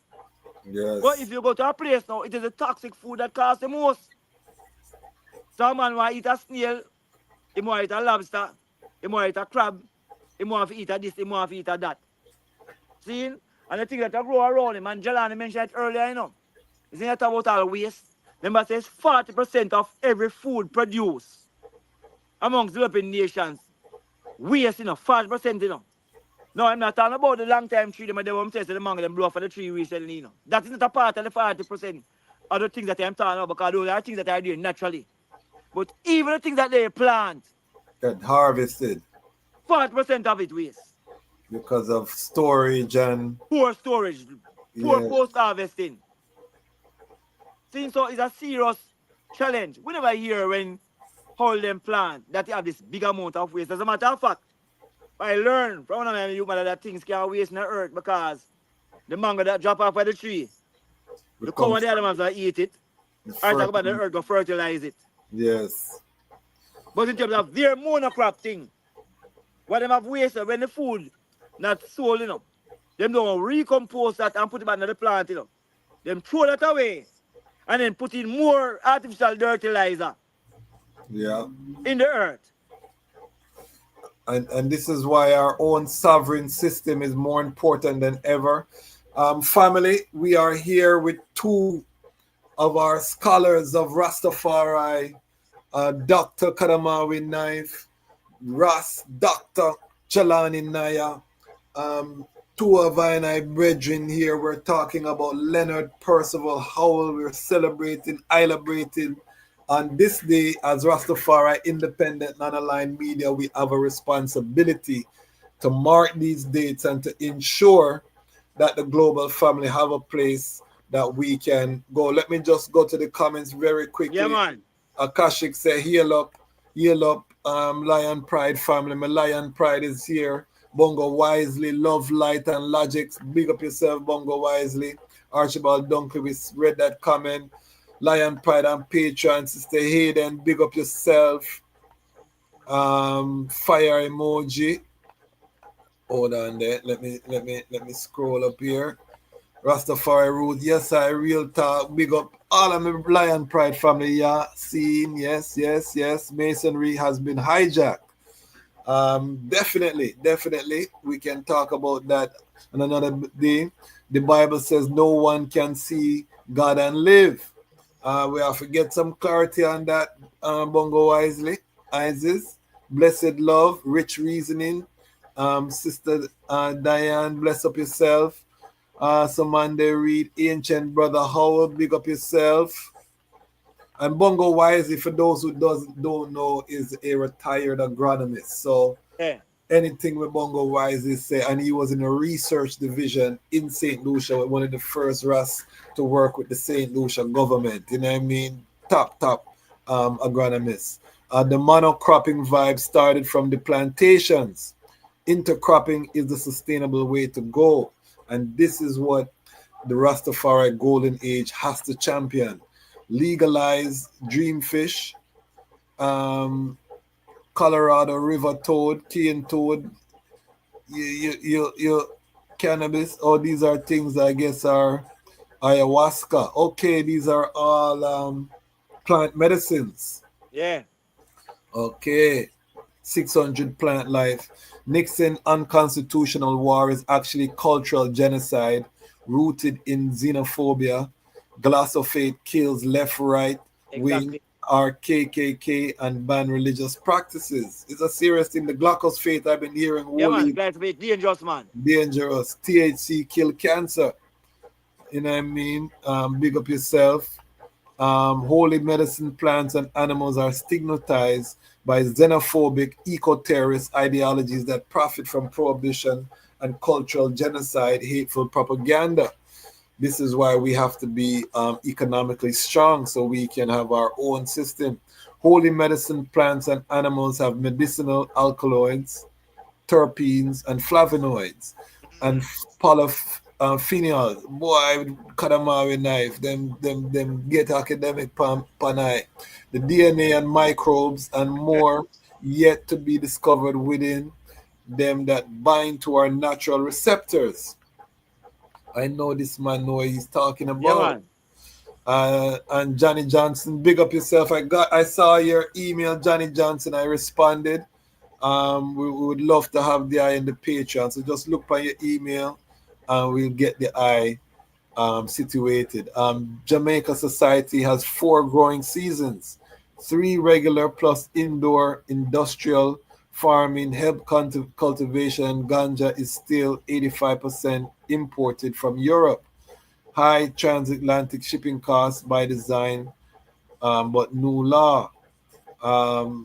We need to get some clarity. I don't know if you know anything about that knife. Importation from Europe. Mm. I know that we have to. One of the things that we were talking about is that we can't really plant no hemp in Jamaica because of the cross Yeah. pollination. We have to designate an island, or Mainland. We are forced yeah, more upon the mainland with the hemp, like a Belize, Suriname, yes, Guyana. You know, because part of what we had done when I just started to write the business model for ganja in the Caribbean about 15 years ago. We made the first presentation at the University of Guyana. Seeing that was the first presentation we made to the whole region and this thing. And what we do was look at the topography of the Caribbean and say, okay, you see the mountain islands now, like Jamaica, St. Vincent, St. Lucia, Montserrat. Seeing? Them places have enough mountains, can plant the herb iron ice because it's like a high altitude with enough sun. Then the flatter islands, them now like all a Cayman, Antigua, Barbados, Anguilla, and some of them are places now them can plant herb that is used more for food, like seeds production and all them things that are still. And then the mainland places like Suriname, Belize, and Guyana, who already have industrial experience, especially a place like Guyana. And I was looking specifically at Guyana because, in Guyana, when I do the gold mining, them going to the Amazon and push down a lot of those trees, like the green art and the purple art and them trees there, fire. And just stay there and rotten down. And I say, okay, as a way for resuscitate for the land them to and repopulate for the land, they can look at the hemp. The hemp is and link it back with the whole thing about carbon credits and them things there still. So the Caribbean itself has a topography for deal with all different types of plants, both male and female, as relates to ganja and things still. But these points that are being raised by the bridging them, very, very crucial. Johnny Johnson, like a mango man, mentioned some of the mango them, but them said Jamaica have 42 independent species of mangoes, plus it's a wholly more mix up mango, and a place like India about 2,000. wow, See? Yeah. So I must mention as well about eating more sea plants. I have a principle I deal with I call balls, below and above land and sea, in terms of how I sip and things still. See? So you'll find that the seaweed them having all of them nutrients that your body need. Just go and check out that thing about seawater and the amount of minerals in the seawater. All them minerals they need in the seawater same way. You see how I say? So the sea itself, the only challenge you have with the sea now is that the man them put so much pollutants out there some of the time, and you're gonna find some of these things have been heavy metals. yes, So you have to know which part you get it from, but there's no question about the reality of what the virgin is saying. Up to now we don't begin to start understand the nutritional value of and the availability of a lot of nutritious plants yes. in the sea itself. I remember, some of NI people suffer from things like iodine deficiency and them things there in fire. But you're going to find such things We like have to kelp. take ITAL to a different level in terms of the nutrients, because one of the things I know bird eye people them were passed away Yeah. because they weren't properly nourishing themselves. You know what I Yeah, man, mean? you have certain things, man, where mind just, that's them tell that's a complete balance, below Yeah, and above land and I sea. remember a bird eye people him say him only eat thinking toe. You know what I mean? That alone him sip on. And you couldn't sustain yourself by ICAS alone. We are called thinking to it. It's a good ICAS. I think is one of the best complex, one of the best ITAL. carbohydrate source, like a combination between a carbohydrate and Okay. a protein to it stays still seen. I think where I just use itinerary too. But that is just one element Exactly. we have. That's why I say you use bars below and above land and sea. So when I scrape, I sit them now fire. I have some from above the ground, some from below the ground, and some from in the sea. Okay. So I place harvest full of sea plants. So we are talking about from dulse and nori and kelp and Irish moss, bladder rock. Then we have 5 of the. But you may realize now for you, the sea plants are so potent that you don't use a woolly because you have a careful because you can end up with hypothyroidism, where you overconsume too much Okay. iodine. There's a potency Okay. in the plant. So I wonder, say one nourish it having 1.5 of the amount of iodine you need for your daily allowance. Okay. You see what I'm saying? And you have the booting on the sea plants as well too. Is that them also have a lot of the B vitamins, in particular B12. Yeah, the But B12. you'll find out though that a plant like, I think like bee pollen also contains iodine, but also B12. So my thing say, within the trad now, the information that is out about the nutritional value of things is greater. And so even that one who I tried now as an iron trial ample, as they call a bird ample, have a lot more information. But many of the ones who I tried as an iron trial ample, I have a book where I write about that, the trad, the iron trial ample, you know. It's a very theoretical, intuitive trad. So you have some brethren who say, watch I know now. I only eat sky food, you know. Yeah. Because he want him iron to live. Well, I'm gonna tell you, him don't eat any vine food because it make him brain, it make him iris move wissy, him don't want that. You know? Or him don't eat underground food because so the ones them have an intuitive Yes, fullness. yes. But you're right now because life is not just intuition. We don't say No, you have everything to that drive balance like it with the intuition. knowledge. You have to Yeah, it balance have a it with balance the and knowledge. things, you see it? Because But you have to check. You have to have checks and balances because your iron can be off too. And it leads and I do give thanks so far because it's the fact that the airplane trad that trad now, it set a platform and a gateway for much more iron I can trad because even now, remember when I started trad 20 years ago, you know. Yeah, man. Even at the bingo, someone's going some way towards bird eye implant, you know, just iron Yeah, trial man. implant, you know. But today I sight now say the way of the iron trial implant becomes very popular because they call it raw food, they call it live food. Not to say that iron as Rastafari is the old one that sick themselves from them time, you know. Ever the people globally. See, but I'm saying that in this time, that liberty has become more popular. And in reality, you will know, say, the first iron trial implant is a baby. Because Truly. the baby the born eating no cooked food. That is true. You see? The eye is the first Ras I met who was treading that heights to the heights in terms of balancing the knowledge with the theoretical in terms of knowing the nutrients and thing. When I go Yes. at knife place, everything live. This was 2001. Me I tell you about. So I really give thanks for the example from them time to this time, treading within that theoretical but balancing with the knowledge. And I think we need research institutes, culinary schools. Yes, I. I mean, this is the golden age now. When we're talking about the golden age, these are the institutions that Rastafari have to translate this. So we have our youths, them studying the nutrient value, Yes, I. what you know what I Yes, mean, I. and taking it to new heights and new Yes, I. food combos. But stick a pin right there. Dr. Jahlani Niaah. I want to go into the history of Leonard Howell and Marcus Garvey and the connective tissue with UNIA and Leonard Howell, because the business aspect, you know what I mean? We lost some of that as Rastafari, and I see that was baked into the DNA. As we say, these were Mason, some of these brethren, but Garvey, who also was inspired by Booker T. Washington. And this is why when I don't like when I hear Jamaicans disrespect African American black people, because there's always been that give and take, that inspiration has always been there. You had ones like Booker T that inspired Garvey in terms of the business model. You had ones in Panama where Garvey was interacting with. But Yes, I talk am. to us about that, Dr. Yeah. Knife, and then Knife, you can jump in. The Yeah, man. connection with Garvey and Leonard Howell. Yeah.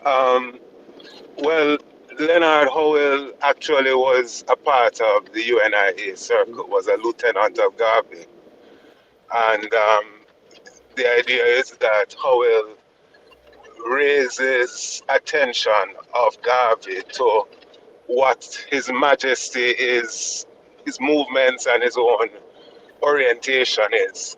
Garvey is aware of His Majesty, but is not as inspired by a Howell. And I think that that's where their separation begins. Howell is at that 1922 convention that His Majesty sends a representative. This is His Majesty before he's crowned. Reaches Exactly. out to the UNIA saying, we see you. You are the kind of people we are interested in returning to Ethiopia where you can achieve your greatest potential.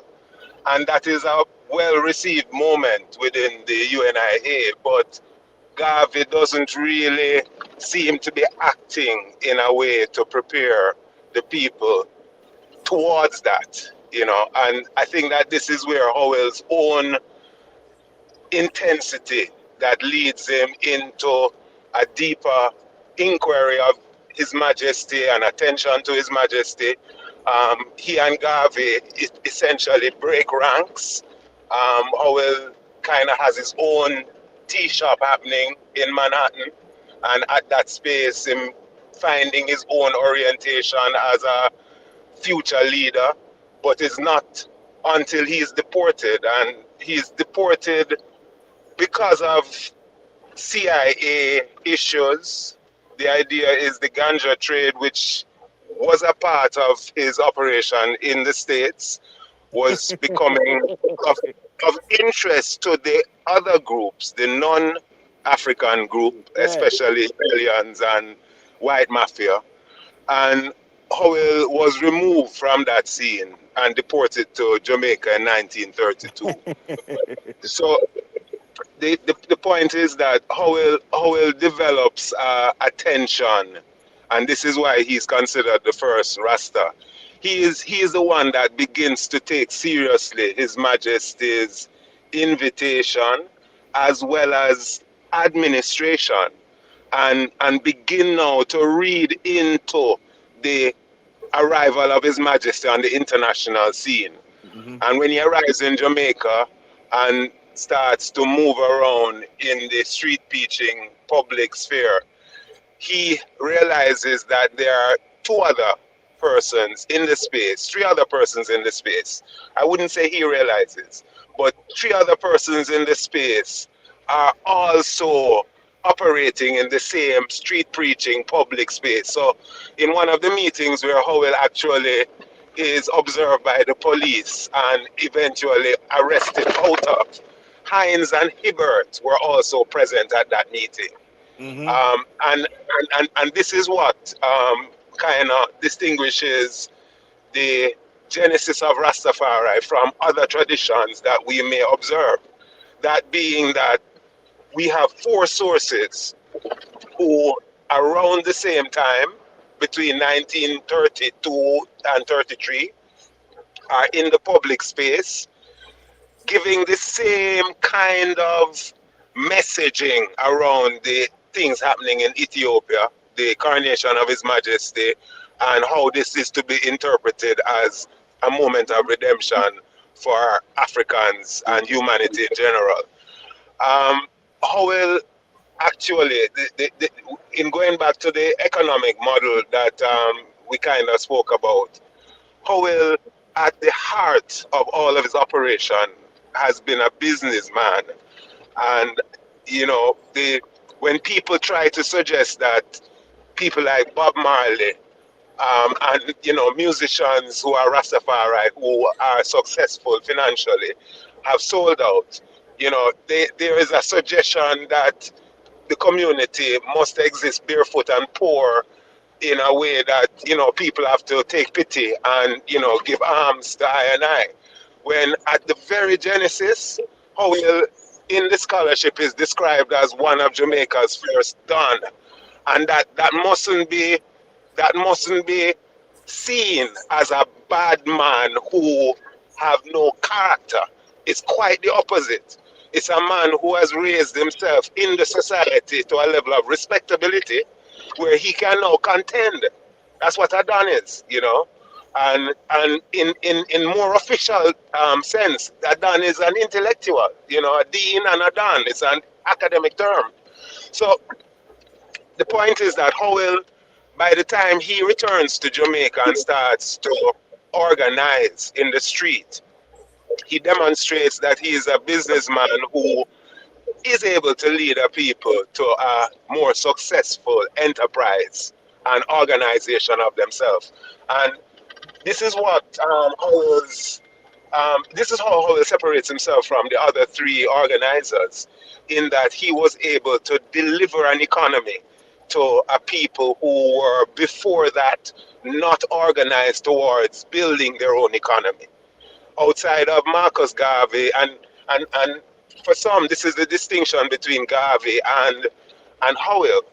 That and further, we see Prince Emmanuel demonstrating that with the Bobo camp, Yeah, man. and we see people like Priest Glad. Fagan also demonstrating that with School of Vision. But there are various interpretations of how it is you build a community with its own economy, the ability to raise families, and to construct your own society, essentially.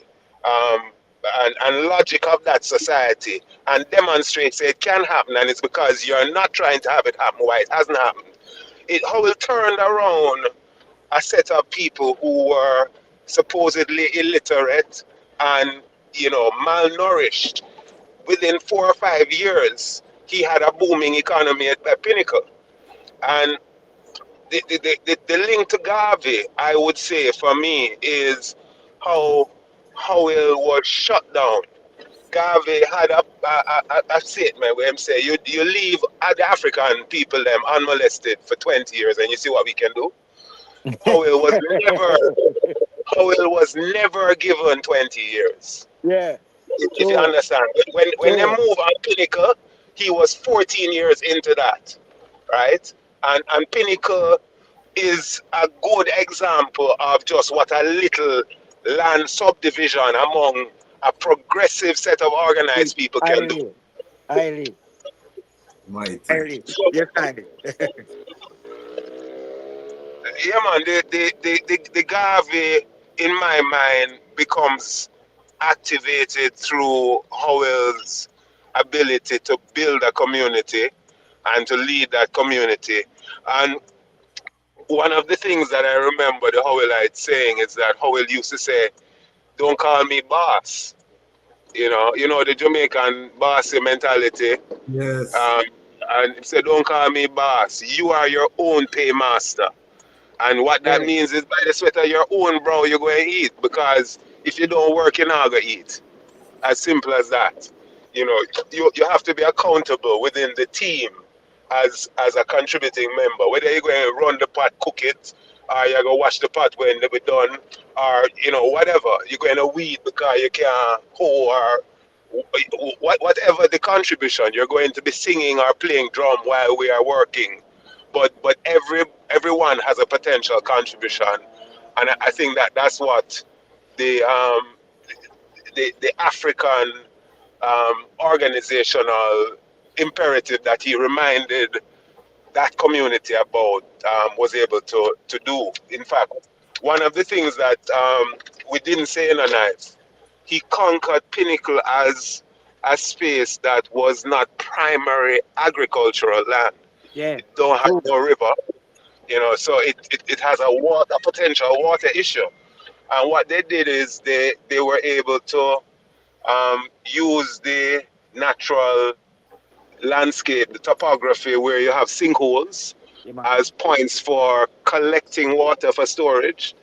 And they also, I think, if my memory serves me correctly, they may even have found underground water, because if you go deep enough, most places, you have some catchment aquifers below the ground, But he showed that the circumstances of Pinnacle could be overcome to have a commune, So they had a collective kitchen. That's a principle that the Bobo still maintains, where, there is, people might cook occasionally on their own or specifically what they want, but there's the understanding that the whole community can eat in a space where food is prepared and made available. We're also told that Howell's wife was responsible for instructing the students there in that space. They were some kind of, I wouldn't say school, but there was schooling that occurred there for children in residence. Monty Howell recently has put out a book about growing up in that space. So, there's also those contributions that people can also find more publicly available. But in 1954, when they moved on Pinnacle, based on Plano as the contemporary scholar informant for me, it was a huge international operation. Mm-hmm. The lockdown of Pinnacle was the closing of an era in the sense that Will Churchill, what's his first name? What's his first name? Wilson Churchill? Winston. Winston. Winston Churchill. Yeah. Winston Churchill visited Jamaica in 1953. Okay. And before coming to Jamaica in 53, he went to the United States and then spent some time in the Jamaican North Coast on vacation, so to speak. But people like him don't really have vacation, It was a political visit. Exactly. And the Queen visited, I think, somewhere in that space. Yeah. But according to Plano, the message to the Jamaican officials was get rid of those ganja farmers in the St. Catherine Hills. This is supposedly after the ganja from Pinnacle was a major part of the Second World War effort. That Jamaican ganja was reaching soldiers on the British front line. This is again Plano's intelligence. And Jahlani, yeah, Jahlani, there's two things where more you link it to because you're right. One, we know the ganja that leave us, but also the ganja was being sent to England and into Israel for them research. I remember in the 1960s, Israel come out with things them isolate THC. The second thing more I made a connection with to do, Jahlani, is the fact that England was already planning to let go some of the islands in what them call this independence. But remember, say independence was still supposed to be an economic entrapment, so they didn't want any model. Where anybody seeing could say, okay, this is what we could do. So you have to get to that place like a Pinnacle. well, the point is that it is this decolonizing moment, exactly Yes. where you're heading. That the visit from Churchill, Mm-hmm. it's a handover, this handover to the US, because what we don't Aye. realize is that the moment of independence is not really independence, it's independence from Britain. Exactly. Aye, right. Understand? But Same the, son. the reality of American hegemony don't change. It becomes stronger now at Mm-hmm. that moment of independence. 'Cause there is Yes, no and the more Monroe Doctrine. Britain.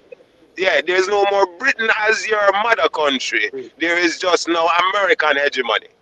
So Churchill come to close off that, and Mm-hmm. the main Serious history is being No, we need to silver point there, We need a silver yes. point there, because when one door close next to another, because you move from the mother now to the son. Yes. Yes. You move from the mother to the son because I say right away. correspondent. Yes. Hold He on, is the take it. only person we Jahlani, have found a, that Jelani, still a stick a up thing in. that detailed Jahlani. account of what happened there from, Stick up who in, came Jelani. in for the raid and Stick up. went in with the police. When he describes it to you, you understand the scale of the lockdown of Pinnacle. understand You, what I mean properly. you're going in and out, Jelani. You have to take it forward from Churchill. Come down at Now we need Jamaica. to hear that. We need to hear it. We have to hear it. Good, good, good. Yeah. So No, you took some so, so, point. so what I'm saying is that Churchill comes to Jamaica to close the British chapter. Yes. And a part of closing that British chapter is to shut down the role that Pinnacle had played in the Second World War in supporting troops through ganja and that kind of therapy that was going to the troops out of Pinnacle.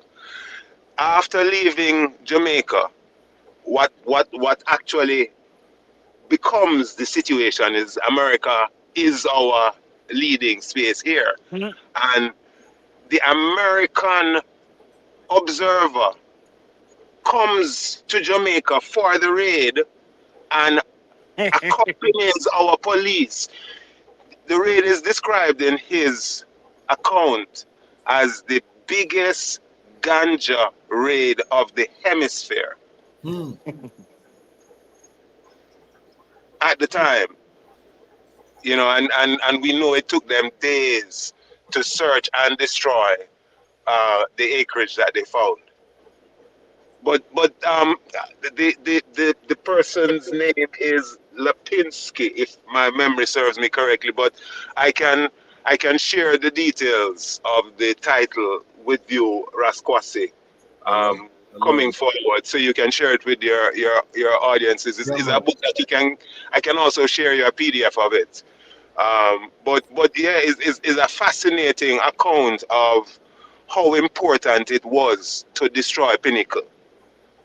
And think of it, if we go back to the Masonic angle, you know, this commune that is building off of the, you know, reverencing His Imperial Majesty, who they would have recognized as being the authority in their Masonic, you know, because all of these Masonic orders are based off of the Temple of Solomon and that science coming from that. So they have to have allegiance. That's why every country give His Majesty their highest honor in terms of their Masonic statical orders, and His Majesty as a, you know, as a statesman accept these things, even though they're lower than Ethiopia. You know, the Knight of the Garter being one of the great examples of this. You know, the British Knight of the Garter, which is their highest ceremonial orders.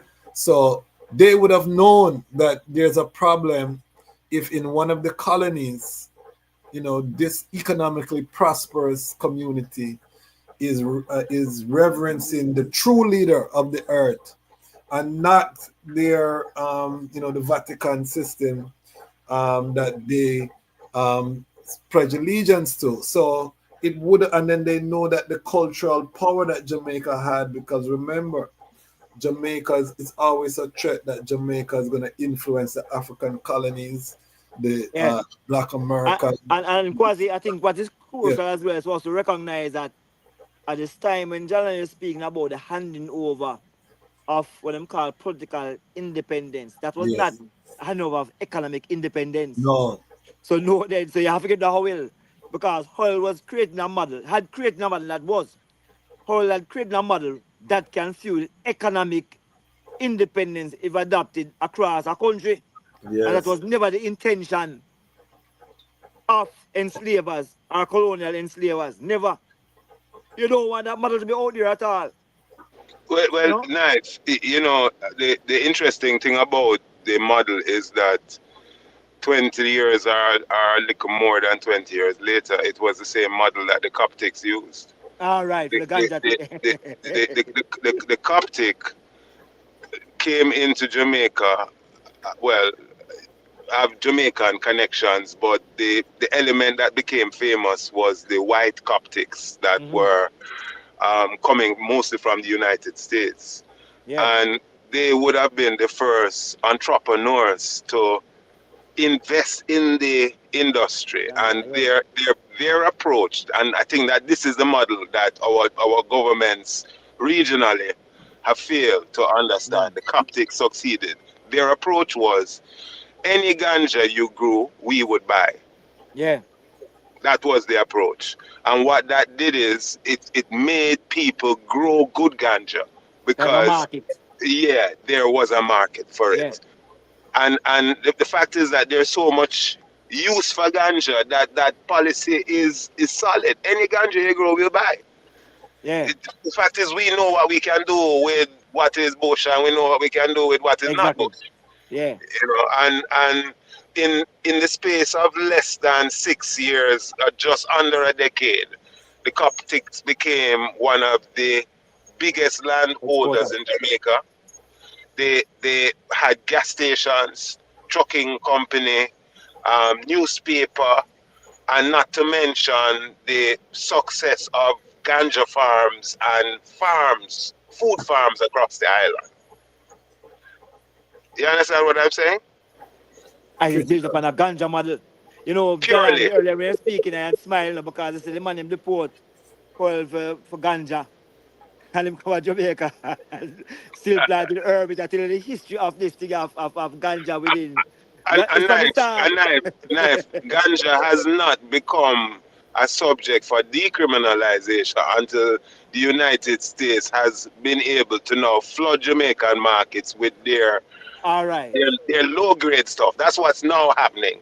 Exactly. So the point is that until they had the capacity to Yes. do what could be done here, ganja could not be something that was Allowed. decriminalized. Yeah, Exactly. Truly. yeah. Exactly. Yeah, and the They, bridge, they, the bridge they, made the they point gave about California a head start. They gave California a head start to cripple. That's it. That's it. yeah. Yes. And it's the bridge that mentioned about the thing with Israel. Remember, you know, after the man them raid Pinnacle, and I know because if the herb I go America, it I go England, it I go everywhere them people set up. And it's not by chance that by 1964, them say Israel had done some research and say them isolate THC from in the ganja plant. Yes. 1964. And I say, where were these herbs being planted? What happened to the herb them? And it's our land race, sativa herb, you know. And what the man eventually do is to make sure that them create a strain that they can use and also make it available with the commercial element. So our original land race balanced herb, sativa herb, was no longer seen as viable commercially. And so man kind of ease off of planting that herb now and start to plant the little 2 week, the little 8 weeks herb, which have less exposure to sunlight, but also been tampered with to increase the amount of the THC disproportionately to the CDB and the other cannabinoids them and things still. See? And I'm telling you, Kwasi, in this time it is very crucial because when you're in an age of mentalism, which is brain age, you have to know what kind of brain food you put in your brain. Critical. See? Remember, you know, people study. And Jahlani will probably should speak to some of that, you know. Remember that when the man them do them thing in the 1960s, the report on Ras Tafari in the 1961, and the role that M.G. Smith had played, that M.G. Smith objective, as instructed by them guy there from outside of Jamaica, was to find out what Rastafari was doing and see him conclusion that the Rastafari was this group of people who can overthrow the whole status quo so if we get them out of the country. And there were also discussions I know about the influence of herb and the mindset, just as one say doing enslavement and things still. See, so it's a very serious, serious thing what's happening in that time. So people recognize the relationship between herb and the psychosocial impact on people's attitude towards systems and structures that are oppressive. So the herb was not only a source of economic liberation, was also a source of mental and spiritual liberation. Remember, so these are people who are historians, you know, so they can link it forward to what was Well, happening. Knife, Yes. you're also you've not said that M.G. Smith is a white Jamaican or a All white man, right. Okay. and so basically in all jurisdictions where there is a racial imbalance towards Africans, herb is not legal. Seed. That Seed. that that's just how it is. Seed.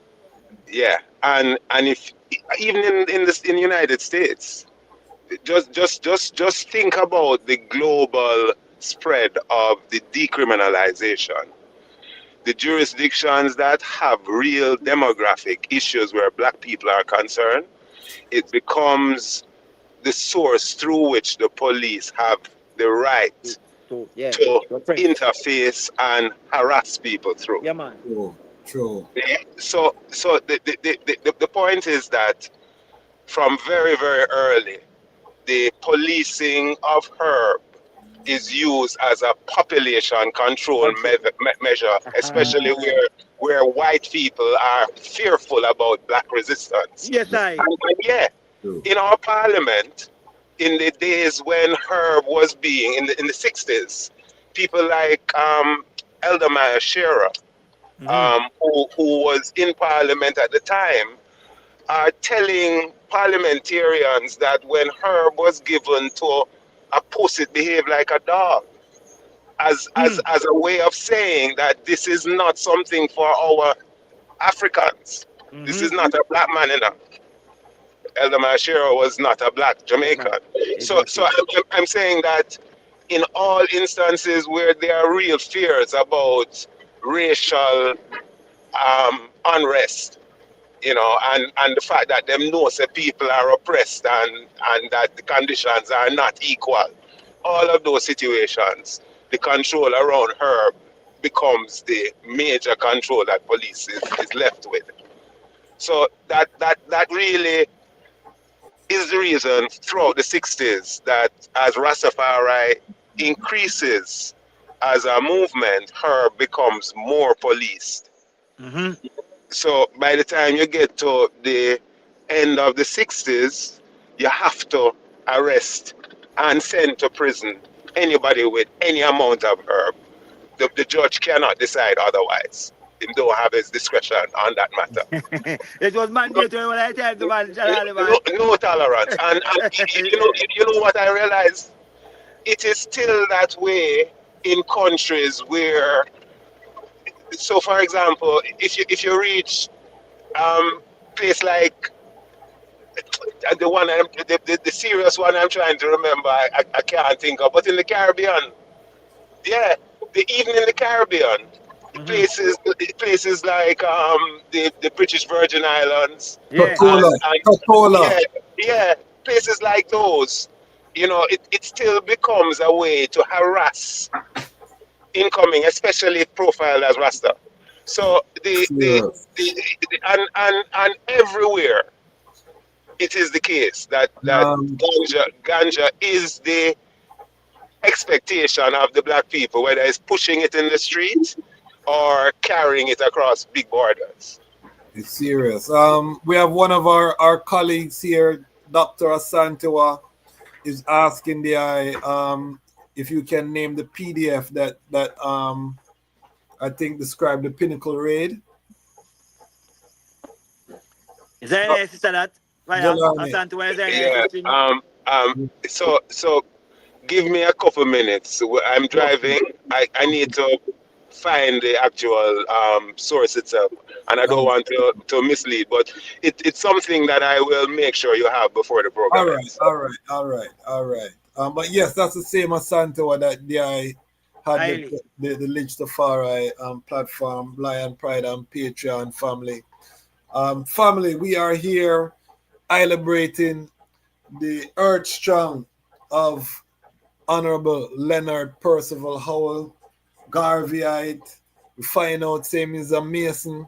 We find out same is a ganja man, which probably explains why he was able to cite up the divinity. You know what I mean? This probably explains why he was able to cite up the divinity and Marcus never to cite up. You know what I mean? Because he was holding the heights and the heavens.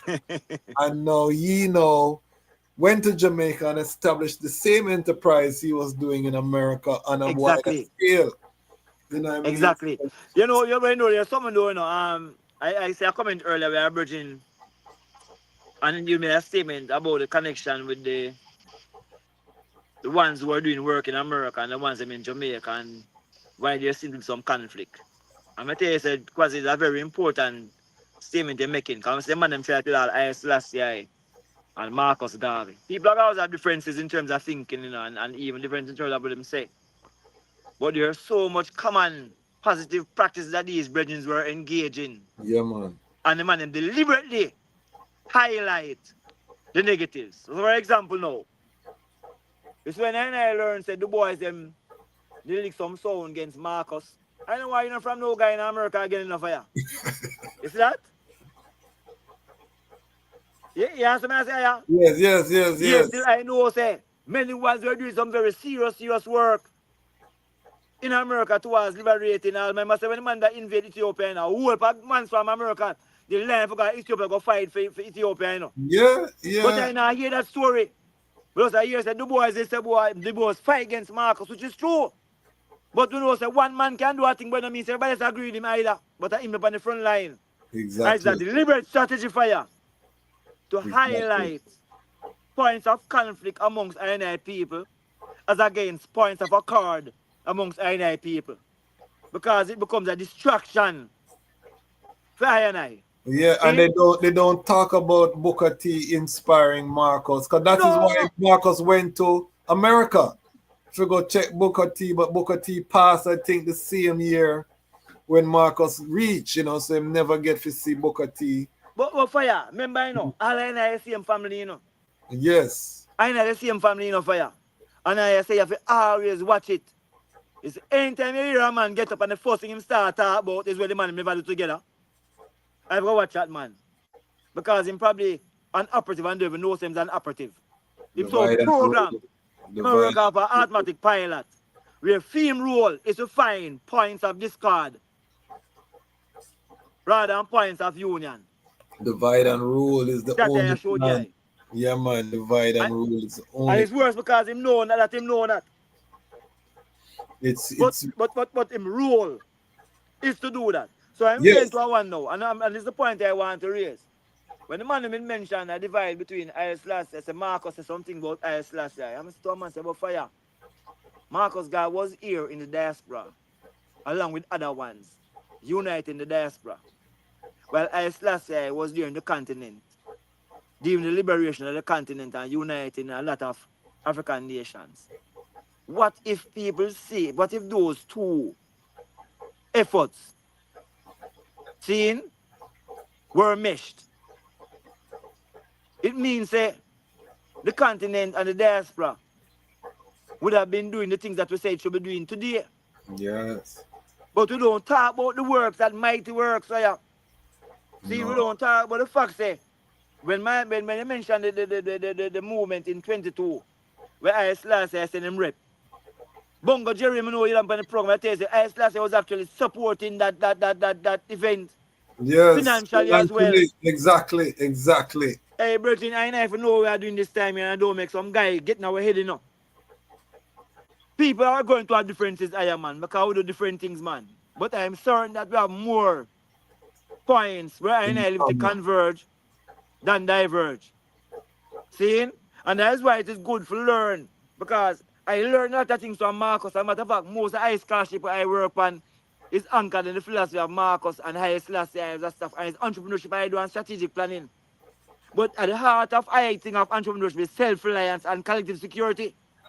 You know what I say? And I can link that into economics and see how you use an enlightened self-interest model as against a selfish self-interest model, because I see how I want them do it.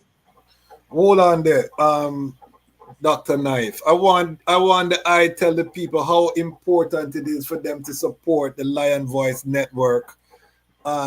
Because them just think of me talking. You know, I want them hear from a well-esteemed man who know about social enterprise, collective security, how important it is to have crowd-funded media. But never say Marcus established the first crowdfunding platform, and it was actually the same guy in prison. Remember say when Marcus said the UNIA, you know, and him say myself shares enough for you. It was really a crowdfunding platform the man established, you know. Yes, sir. Without a digital system, you know. And it was so successful that the people them fear it. That's why I send them go to prison and call it mail fraud. And yes, still you can send up on your program. Well, they must subscribe and must donate. 100 years ago, Marcus Garvey, I said that. You see it?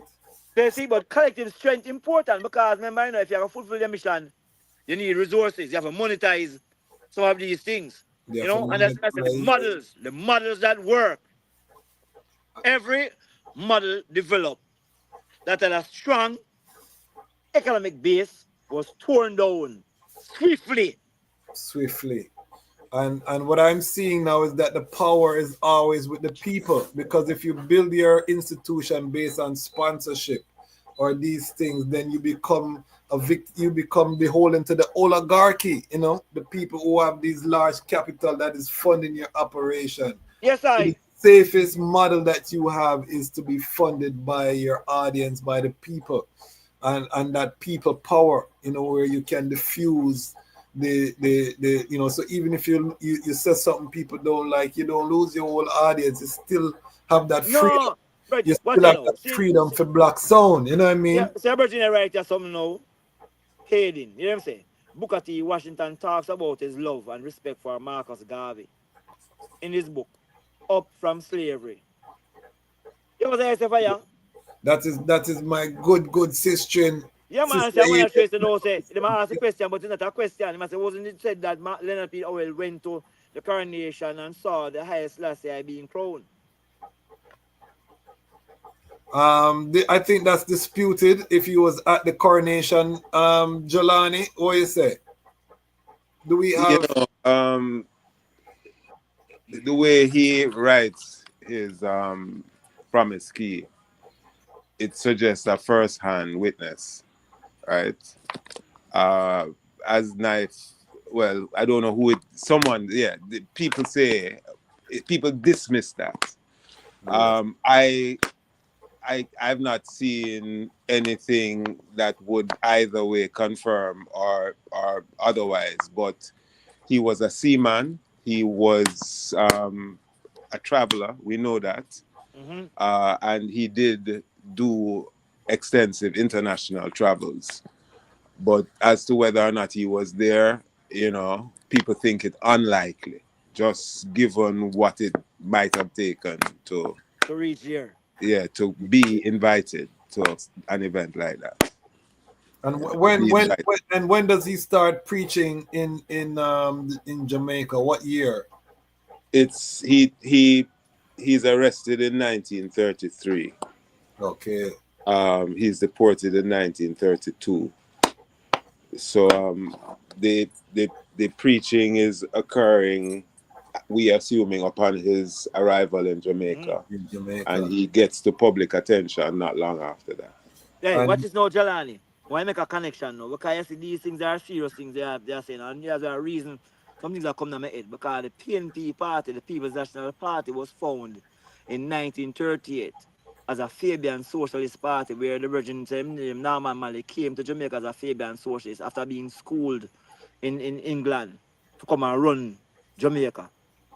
You check it now for you. Look at the model that Pinnacle had. Look at the work that Marcus Garvey was doing. You understand what I say? You will find that the ideas, the economics behind socialism is anchored and reflects some of these same practices where you talk about community ownership of the enterprise activities, you know. So you fight Well, Marcus and you fight Pinnacle. You open the right box of, you know, treasures right there now, because to date, right, the only person who has created a model of economic and cultural development which has globalized out of Jamaica and has valued beyond anyone's imagination is Leonard Howell. However, he was 2 or 3 years ago only given an order of distinction in the officer class, while ordinary Jamaicans have OJs and people like Bob Marley have OMs, right? The same now of Garvey, who Garveyism is something in history, if you understand. We see Garvey as a philosopher who has contributed to our, you know, our understanding and our trajectory in the future, but him don't have a living movement in the way that Ras Tafari has, even using his own philosophy, created a living practice. So, yeah, it comes back to the same thing, that Howell would have created the only kind of black liberation model that this is now one of the fastest growing things on the continent of Africa. So it's an Afrocentric tradition from outside of Africa that has globalized all the corners of the earth, which is what the elders used to say. Spread Rastafari doctrine to the ends of the earth. And is now one of the quickest growing movements among African youths. Places like Tanzania, Malawi, South Africa, Ghana, just to name a few of those places. And you, Kwasi, Ethiopia, after the work done in Africa Unite, Rastafari is now a strong youth force emerging in Ethiopia as well. So, you just think about the irony of how it is we have honored the people who have contributed. Not that Howell needs this, in a Yes, no, sense. but it's a good point. He should be a national hero. Well, the point I'm making is that the national heroes have not contributed what he has. Yes, no, it is a fair serious, and this is why we have to control our own narrative. But there are so many things with Jahlani, man, because as I say, even at the university, I see, and I always a question. So why are Howell Bob? Why are Marcus? I look now upon scholarship because I know the universities. You have to look on the impact of your work on the broader global space.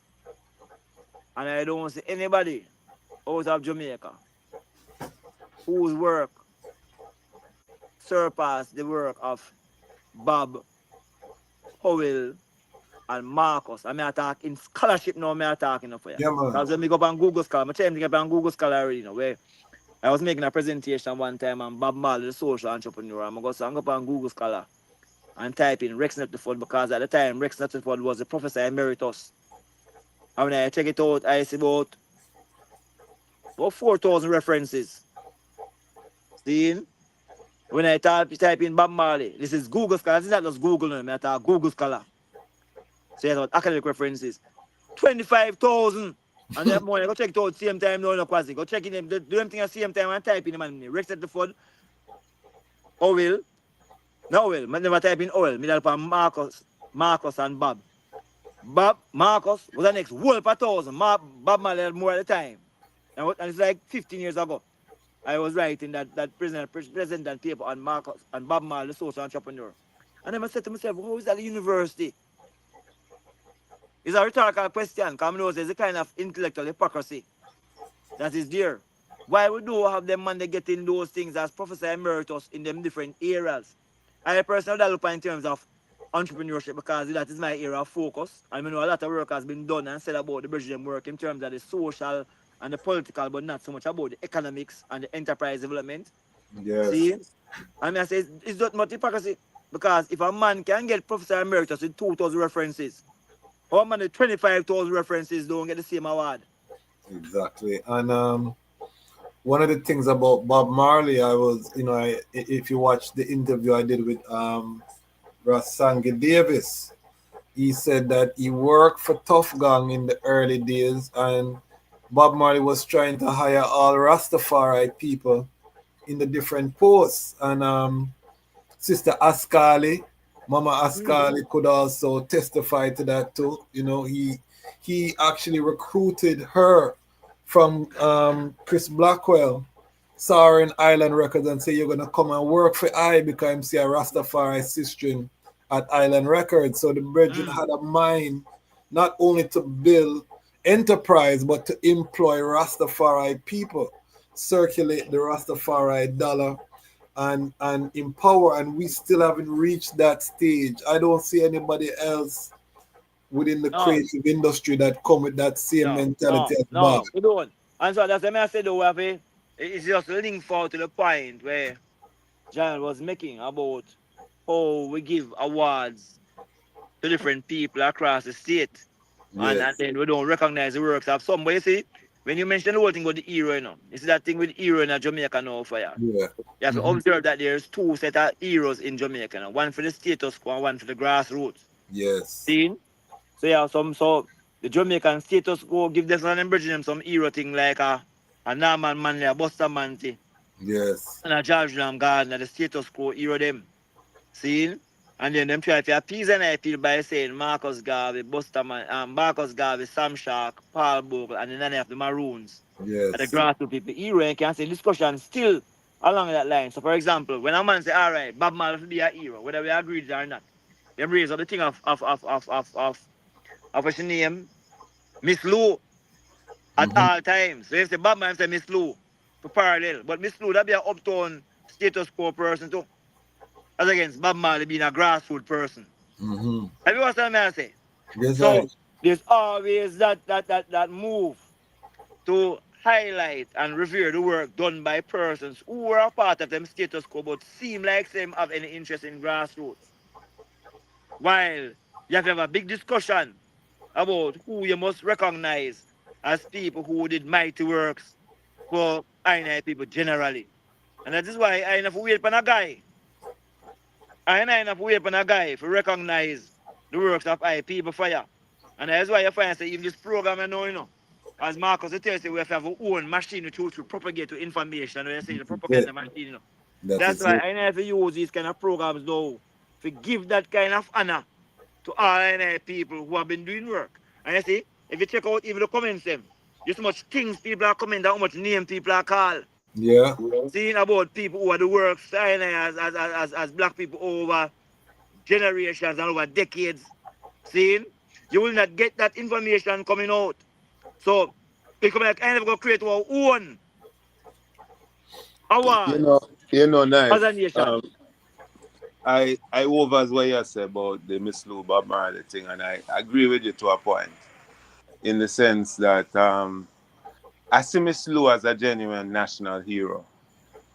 See, As much as she might come out of the uptown tradition, she educated, etc. But Miss Lou is the first black African teacher that most Jamaicans know.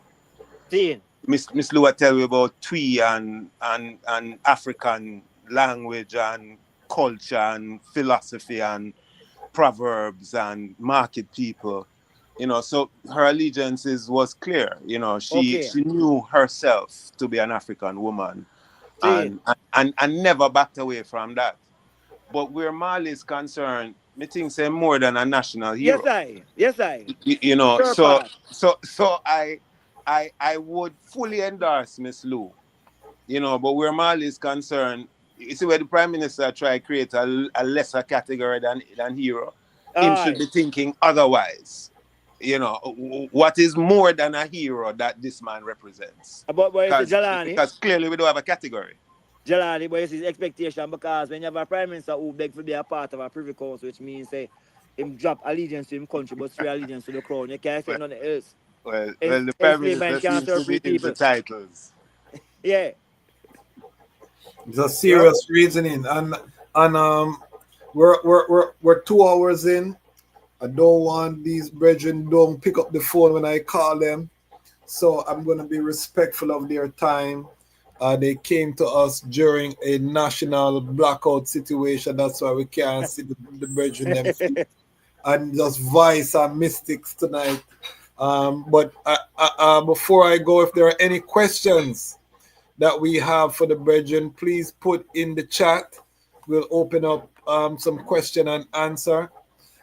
We are Black Rastafari Independent Non-Aligned Media. We are building the But space. Go ahead. I want to say something though. Yeah, man. In the way that the world has come to kind of know and appreciate who Bob Marley is, Yes. I think that Howell's story perhaps is even more compelling. And I don't mean that Marley's story is not a nice one. I'm just saying the time that Howell operated in and the scope of what he has done is a compelling story. And this is something we can't wait on Hollywood to think about. You know, I remember some years ago, Ras Tafari. I don't know if you remember Ras Tafari. He was making films and stuff. Yeah, Rascal's a top filmmaker. Yeah, He actually filmed at my brother's wedding. Him was one of the video man for my brother's wedding. Okay. Yeah, well, I remember him, you know, making a link with me on that, saying he was interested in that project. And when I checked with him later on, I think he dropped it. But this would be really something for I and I to seek to advance. You But know, Jahlani, yeah. Mike never think they would never get for reach because the rain and then the light go off. But them See, never showing to them at the Bob Marley Museum to man, where first Michael Rasta. Barnett organized. Yeah, yeah, Oh well, the yeah. first Rasta man as Yeah, well. that's the documentary, but I think he's talking about a blockbuster film like how Yeah, them do the yeah, yeah, Marley. yeah, yeah, yeah. Because this is what my vision for Lion Voice Network, is I want to do blockbuster film because we have so many stories and we have so many creatives in the arts. We find some actors and things because it penetrates when people can see the story played out like that with some good Well, music. the Hollywood film is becoming the history of Bob Marley from the young people who see it. They are relating to what they saw as the real story. Exactly. So the narratives that are generated now, whether they are accurate or not, are impressionable. And the fact is that we have to ensure that our stories get into that kind of possibility to be told and retold in updated ways. You know, Yes. quite strangely though, Kwasi, while they look on these films with real actors, in my head, I remember going to George's, and see the Catholic priest them are some dangerous man them. The thing man I was at say when you're done schoolwork, you must watch cartoon because it relax your mind, but it also steering your brain. Yes. And I was that thing about when I think of Haile Selassie and Haile Selassie story when I grow up, it always in my head with this thing like the avatar thing them. And then I see you can make series of these things that tell Yeah, these man. stories in a very real way to a lot of youth. And so as you talk about Haile Selassie, you can talk about Marcus Garvey, you talk about enough of Haile ones them seen. And Animation. so the way we don't know the place will be right now. And I remember one at a time, when I you mommy show me a thing online. I mean, if it's Time magazine, if it's Time or a platform, and them talk about great kings in the earth. Every kind of king them talk about. And when them reach Haile Selassie, them have a thing on Haile Selassie, them call Haile Selassie the king of peace and things. So he's one of those big magazine people them that control them stuff, but them have it on the online system. So you can check it out. So we can But have the nice. acting. Yes. Can you imagine the way that gaming is a bigger industry than film? Yes, Can you imagine a game that seeks to give you a sense of the raids on Pinnacle and Buckler Adawa. police incursion and him In disappearing? the year. You understand Like what we I say? have Grand Theft Auto, you could have Raid on Pinnacle. You have to escape the police when them come upon. But I explain for you. Remember, we have a lot of battles historically that we can put in these things in there. Just like that. Maybe the people remember what has happened because it's real. This is a make-up story, but that's something real. No, it's serious. We have to think out of the box and we have to use the technology, the AI, because it's coming to the point, where you'll be able to tell the AI and the AI will just animate the story for you, And so the concept, to take something from a thought to concept is there's never been a time like this before.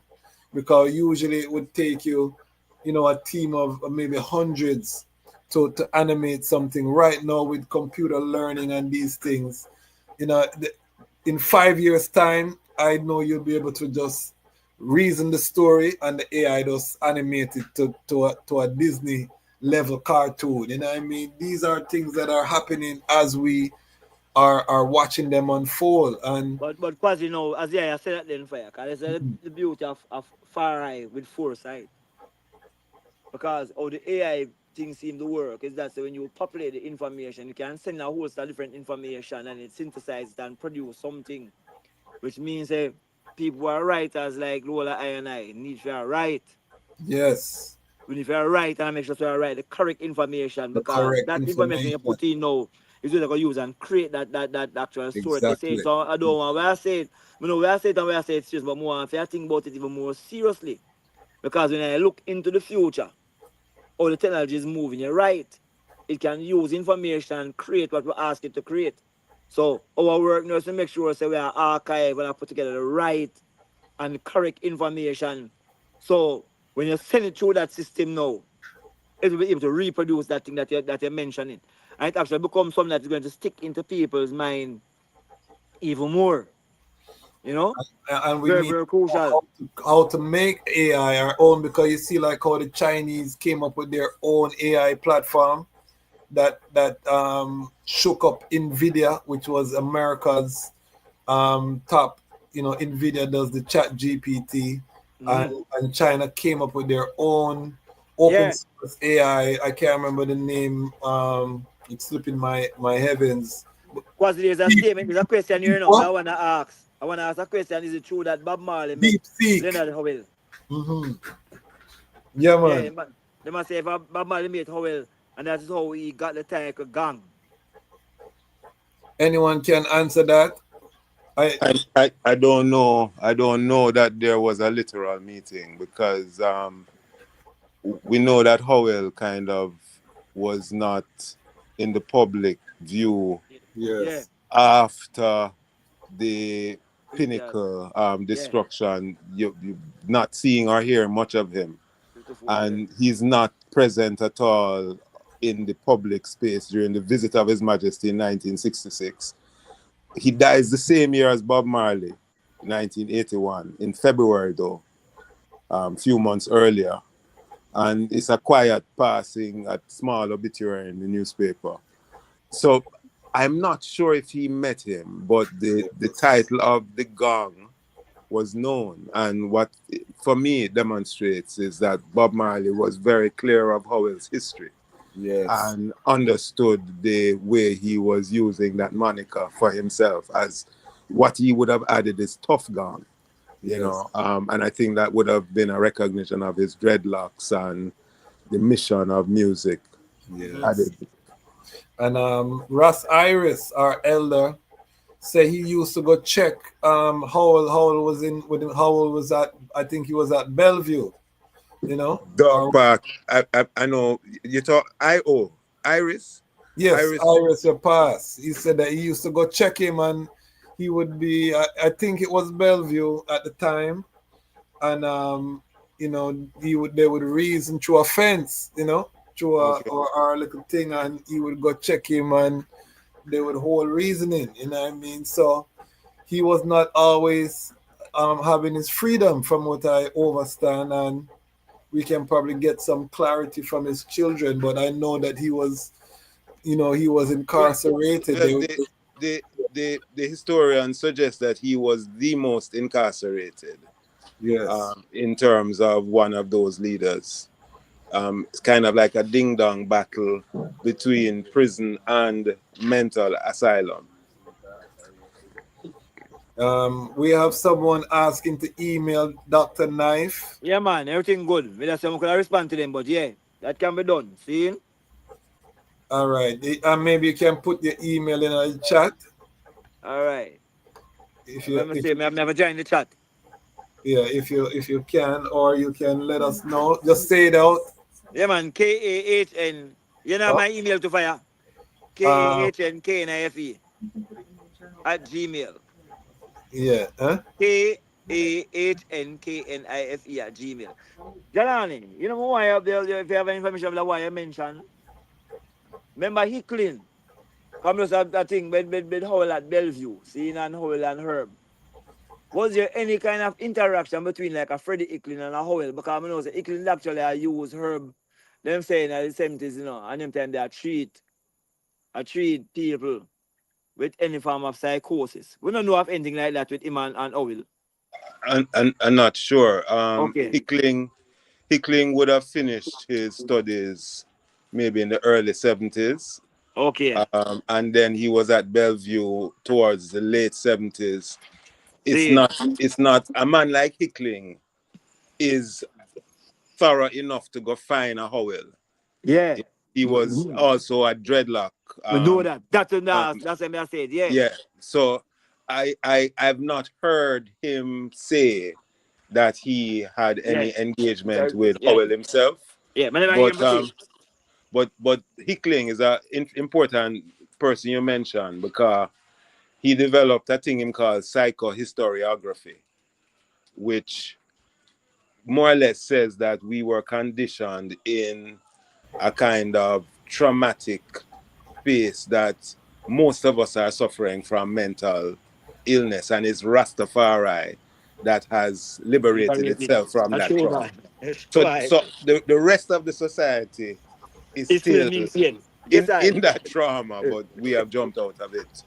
And what Hickling says that he used to let out Rasta because they were often locked up because they had found that freedom which the society didn't have. And Herb was blamed when it really was something that he prescribed. Liberated. Yeah, Yeah. man, he prescribed the herb, and he also prescribed therapy in farming. You talk about farming. Hickling used the inmates at Bellevue to farm land which they use to With get them. income.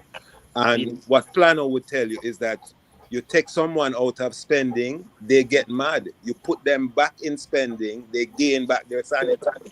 So just the enterprise of farming and being able to earn from that's the therapy. vegetables they sold was therapy for Yeah. insanity. Yes, I. Yes, I. Yes. And these are the things that when you talk about the golden age, how we deal with mental health, how we deal with, because the land heals. If we look at from a holistic Rastafari Yes, perspective, I. all the paradigms of and modalities for society, we have an opportunity to reshape them to create an architecture based on our cultural grounding. And this is something that His Majesty encourage, retaining the ancient while adopting the modern practice. So I really give thanks. I'm going to give the item the opportunity to say a final word sound. And I like this pairing. And probably after Dr. Barnett is going to join us on Wednesday uh, See. because I like having my university brethren them on a platform. I really think the item, is an example, and I'm looking forward to the creation of a Rastafari University. I want Jahlani come and talk about Sosa Crew and the work that they are doing. We're gonna do that another time, but I love these high level reasonings. We touch so many topics at a high level. The item have so much knowledge and wealth of information. I don't think it should be sealed up in the institution. We have to get it out.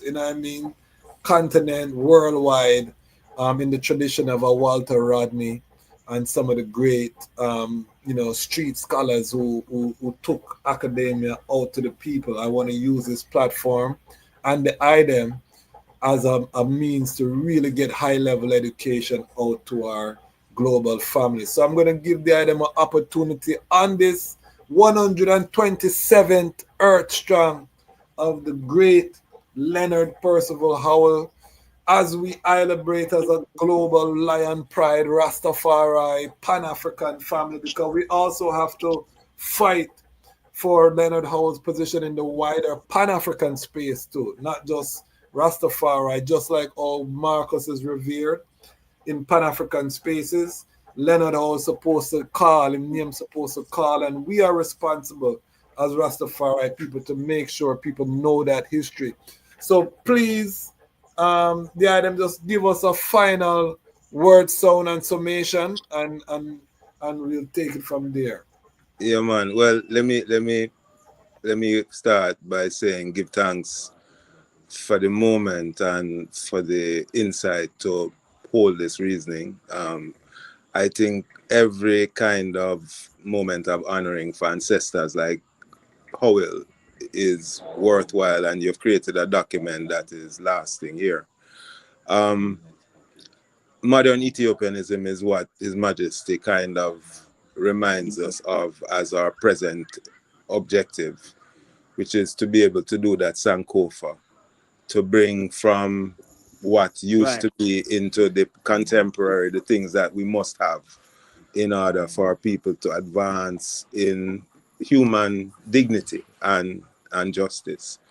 And I think, Pinnacle still remains an example. We have Stony Gut before Pinnacle as one other example. People like Clinton Hutton connect those spaces. But we've yet to really achieve that unmolested sense of our own community building. You know, we are in a process of reparation now, and the conversation don't really start because someone like Leonard Howell needs serious redemption as far as all of the ideas of restorative justice is concerned. That's a big case. The same applies to the Maroons. You know, we have treated them poorly when given an opportunity to set the record right in an era of reparation and human dignity. We have behaved, you know, worse than the colonial people who gave them some guarantees when they were leaving. So we still have to step up in terms of the basic demands we have for reparation as a kind of justice for those people who have suffered and continue to suffer into the contemporary, because the things that need to be repaired are still causing sufferation in the present. You know, the stigma around herbs still exists. We have a case tomorrow with brethren who had police seize what is sacramental herb, and we're still trying to convince police that this category of law is legitimate and, you know, is something that people are taking seriously for a community of persons who are depending downstream on the hard work that them put in, which we can assume that, you know, is one of the ways that police corruption get their own sort of money now on their side by arbitrarily doing and continuing to raid. So the point is that the models that we have been given are still marginalized. We've not achieved the kind of respect for the alternatives that we bring as a community that are clear in terms of their capacity to create transformation and raise our level of living standard and human dignity in general. So La Luta continue, as them said, the struggle continues, and keep up the good work, because the Lion Voice is really filling an important gap in knowledge production. Yeah, man. So it's that I have to say. Give thanks. And I still haven't done Dr. Jahlani solo interview where we take him in at the time machine and all them something there. So we're gonna make sure we set up that. We're gonna make sure so we set up that reason. These are my brethren, so I give thanks. So we could have them this evening. Dr. Knife, give us the final. Yeah. You see, the beauty, you know, there's something we learn. And I have to always learn to appreciate the own people brain, you know. I remember when I time I asked Selassie, I said one of the problems in Africa is that Africa look for solutions outside of Africa when all the solutions and answers it needs within Africa itself. It's just I know people as a nation of people too. Because we have been socialized not to recognize the greatness of the works of their own people. Sometimes the model that you need is right under your nose and you're not seeing it, and you adopt something else that don't really reflect your own reality and your context. And so we have to learn to appreciate the own people's brain as reflected by house and the model. We have to also learn to remember the importance of self-reliance and collective security. And again, Pinnacle actually reflected that as well, where as a nation of people, the ones that became self-reliant, and that was reinforced through the collective effort of those people, so they become collectively secure as well. So much so that the status quo, local and international, as reasoned earlier, both the UK and the Britain thought it important to destroy that model so there is no evidence that something else can work, you know? And finally, in the broader scheme of things, if you're going to really move a country from an undeveloped or underdeveloped to a developed state, you have to use models that we say endogenous growth. Models that ensure that the engine of growth is anchored within your own reality and not dependent upon external forces. And places like Pinnacle, the work of Marcus Garvey, seeing Bedward, Claudius Henry, a whole of those ones have shown us how ways in which we can endogenize the growth and things still. And we must recognize that whenever you start to do those things, that is when the enemy will attack you the most. Because you're not only getting a kind of philosophical and ethical liberation, but you're also going to get economic liberation. And that is how Rome crumbled, because when you remove the economic base from Rome, when you become not dependent upon Rome for anything, them lose. Them lose the war, you know? And so we give thanks to Howell and that work and that model that I have used and will continue to use, along with other models that we see amongst the people, to show our generations of youth that when these new ideas come in your head about getting things done, follow it. Because remember, you know, our objective is not to remain in a state of equilibrium within Rome, you know. You have to disrupt that state. Disrupt that, as a matter of fact, as a plantation economist had argued from the 1960s that we need to destroy the plantation system. And Howell had created a model in Pinnacle, which was on that particular part of destroying the plantation system. And that is the reason they had to destroy Howell's model. Because if Howell's model was in sync with what the status quo wanted, it would have been celebrated. So the fact that it was destroyed shows you the efficacy of that model in terms of how it can be a liberating force for I people and thing, you know. So the self-reliance and collective security, my brethren, that are the fullness, you know, self-reliance and collective security.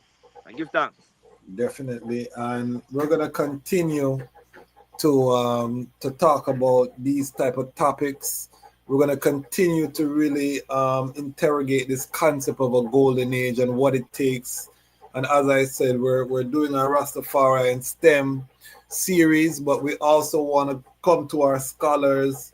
We want to frame this concept out and really get it into our minds so that we're focused. As I speak, as I say, bombs are dropping in the Middle East. Any day now, the Straits of Hormuz, which is a narrow strait in the Persian Gulf through which most of the globe's oil flows. Come true. Yes, I. Come true. And if that happens, all global commerce, the global economy will crash. Yeah, as the President was talking about, which is going to return the world to a need for self-determination and food security and food sovereignty. So we're not far from these concepts that we're talking about right now. This is real time. And just before I came on the air live, Trump tweeted out that the people of Tehran must evacuate the city. So so that means America getting ready for come in and drop some heavy tonnage upon the place. So the world is going upside down is what me I tell the item. And we as Rastafari people, we cannot wait and be passive. These global governments have proven that they are not able to meet the needs of their people. We have to get serious now, put down the petty differences, the little he said, she said, and really come together on agriculture. You see the light come on before I say, it's when I see you up now. The light come forward, you know. So, and Jahlani get feel like it, you know. But Jahlani on the road. But I yeah, show you Jahlani fire. on the road. Yeah, man, we give thanks. But what I'm saying, family, is that now is a crucial time. You know what I mean? So don't take these episodes simple. You know what I mean? When we get to reason on these things, it's not just to theorize, it's for us to take action. As I said that, if you're not a part of the Lion Pride on Patreon, ask yourself why. You love the content, you come and you sip from the cup. Why you don't want to give a $5 or $10 to the content? It's a programming that makes you say, I don't need to support my black brother and sister. Or I don't need to support independent media. And I know that, and I don't hold it against the item. I'm here doing the work, and I know that in time, my brothers and sisters will see the need for what we're doing, and they will invest. We're not going to stop because, trust me, we cannot depend on CNN, BET to give us this content. We can't go to Disney and get this content. You know what I mean? We have to produce the content. And so we have to fund ourselves. No one is coming to save us. This is the spirit of Leonard Percival Howell. This is the spirit or the irids of Marcus Garvey. This is the irids of His Imperial Majesty Kadamawe Haile Selassie the First that we are rising. We want something our children can be proud of. They can say, okay, my parents never give them life and can't see what them I do. We want to kick that model down, and we want to, as a generation that see the face of the Most High, build on our elders. Our elders did everything that they could, and I as I say, I never can cuss the elder them. They were human, they had flaws, but when you look at what they achieved in this short amount of time, that I could go to a village in Ghana 4 hours from the capital, and a little baby can come out and say, Ja, Rastafari. You know what I mean? What does that tell you about the work that the pioneers have done? You know what I mean? Kwasi, you know, I know say that's the reason, but you see that point where race crucial Yeah. because time and space and context important. And if you want to look at how Rastafari re-emerge, I mean, I use that word specifically because Rastafari is, you know, Yes, sir. always, and it's Always. going to re-emerge in this time and over here. It's like 100 odd years. If you look on the impact that has been done now 100 odd years, it is phenomenal. There's nothing you can compare to it. So my brother say non-comparable. Yeah, it's non-comparable because 100 years in the scheme of things is not a whole of time. A blink. I can tell you, say, nobody knew America like how Rastafari spread globally in the first 100 years of America. I'm not asking that. You go do your own comparison, you see. Yeah, man. Millions. See? Even when them talk about, I'm not a real just man, you know. I'm not getting a real just argument, you know. Yes. But remember, say, 100 years since the story of the Bible, nobody know about it. As a matter of fact, the Bible tells us about 432 BC, 432 AD is when them re-emerge with this whole thing of Christianity. Couple 100 years after. And I am saying now, when you try to far out in 100 years, everywhere in the globe you go. Millions. Millions. Yeah, man. I remember saying about people know of Rastafari, you know. That is it. Like when man have use gun and bag and kill people for getting Kill involved in people. religious things in the fire. Yes. It's just about Word. truth and rights. The Millions word. of people. The So I'm word. saying the impact of the ancient. You see how it matters of the wise and the ancient, it is phenomenal. Yeah, man. Rastafari Nothing that they said has been proven false. As a matter of fact, Rastafari is a real far eye. That is why the man himself live certain ways that are manifesting in the future now for you. My PhD work is what you call long-term dynamic strategic plan techniques, foresight and scenario planning. And I am saying to the eye, when I was doing a PhD work, it's so easy for you because them that ask if I write about identity as Rastafari, where I side things, we in the future and I manifest it. See? So it's not by chance and I buck up. And so when Farida chant these things 30 years ago, about ital light, which is what I call green technology now. When you talk about green design, when you talk about eating, when you talk about clothes, don't wear certain clothes. No matter about microplastic. When man say must plant food ital to make sure say the food have nutrient, them a complain say the nutrient density in the food them low. So everything with the ancient as far as I say without an academic accreditation was more than correct. I mean I no accreditation because I know much work we do in a school, but I know the difference between wise mind.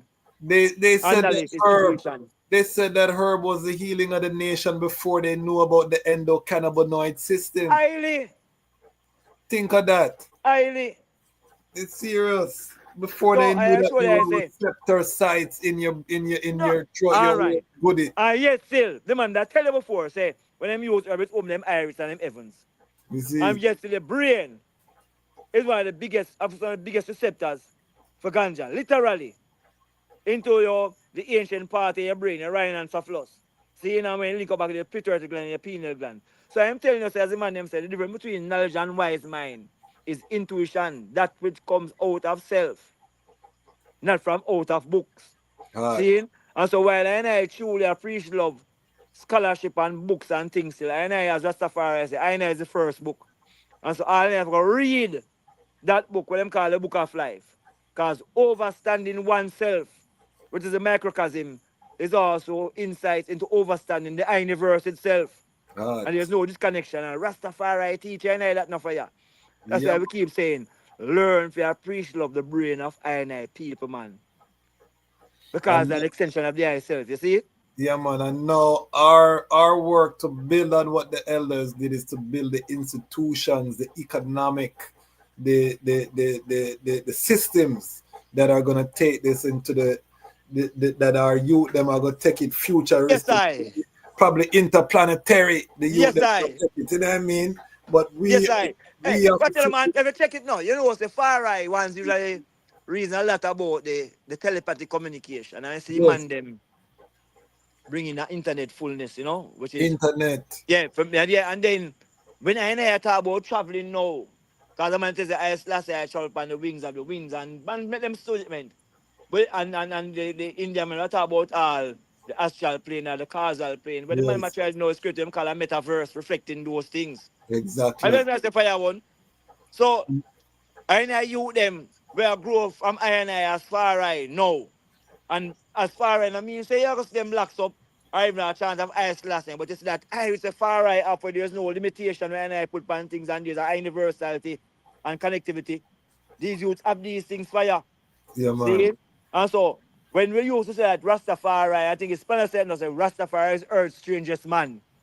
You're going to find that Rastafari is the most revered being in earth. I mean, I talk Rastafari like, oh man, Rastafari, no, but that iris of knowing that we said this oneness in all of iration, that is a liberty that is going to govern earth. Yeah. That oneness, so Selassie I speak of that new race. Yeah, man. Yeah. Is that liberty going to govern earth fire? That's why he's the first Kadamawe, you know what I mean? First, most honorable king of creation. There's no end to reasoning in Mount Zion, you know. I and Dr. Knife get together hours and hours. So, family, please just make sure you keep it locked here. Like, share, subscribe, tell your brethren, tell your sister. Rastafari is rising, the golden age is upon us. Babylon, the great warriors falling. Why? Because the time has come for the lions to tell our own story. And this is the lion's voice. Haile. Haile Selassie.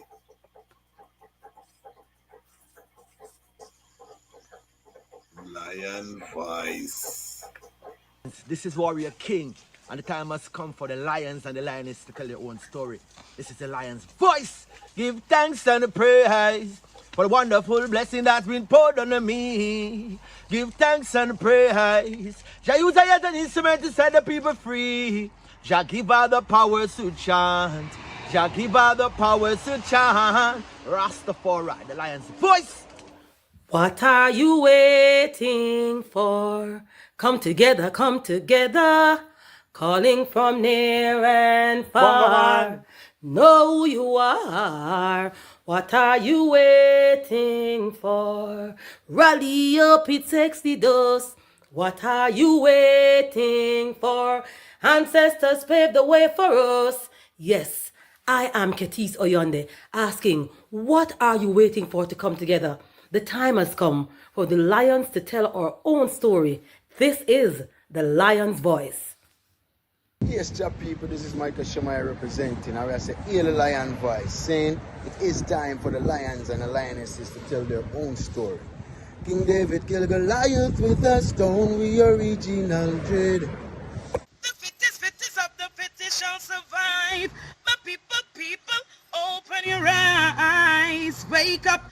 Blessed love, this is Queen Omega representing for all lions and lionesses. With the lion's voice, we come to tell our story. Rastafari live it.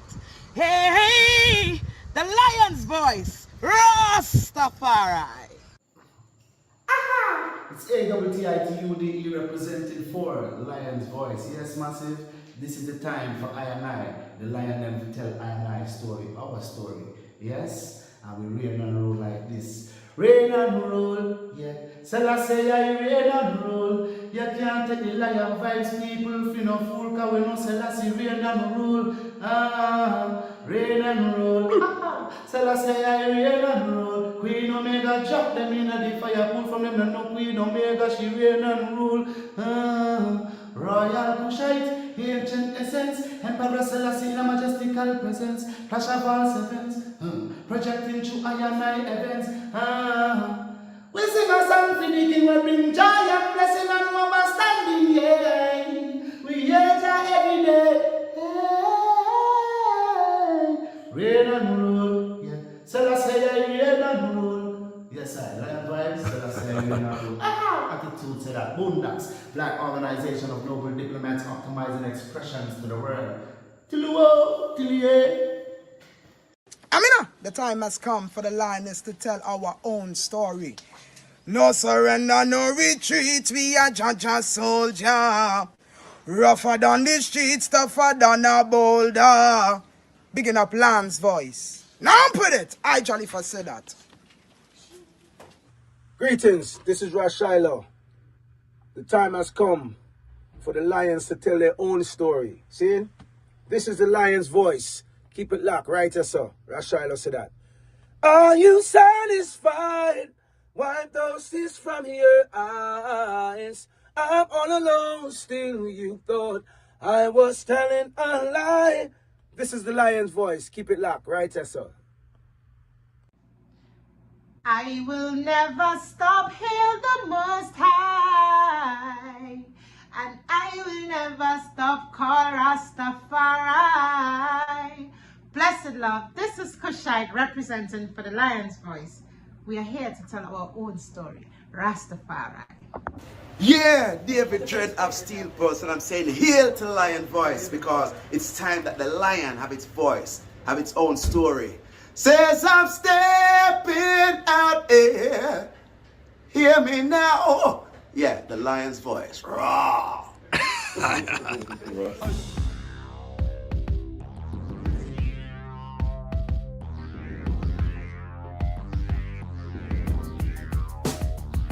Well, lion voice, tell them that's the people first choice. Lion voice, make the lioness them feel nice. Lion voice, with the lion cubs we sacrifice. Lion voice, got to show the people them the life. Lion voice.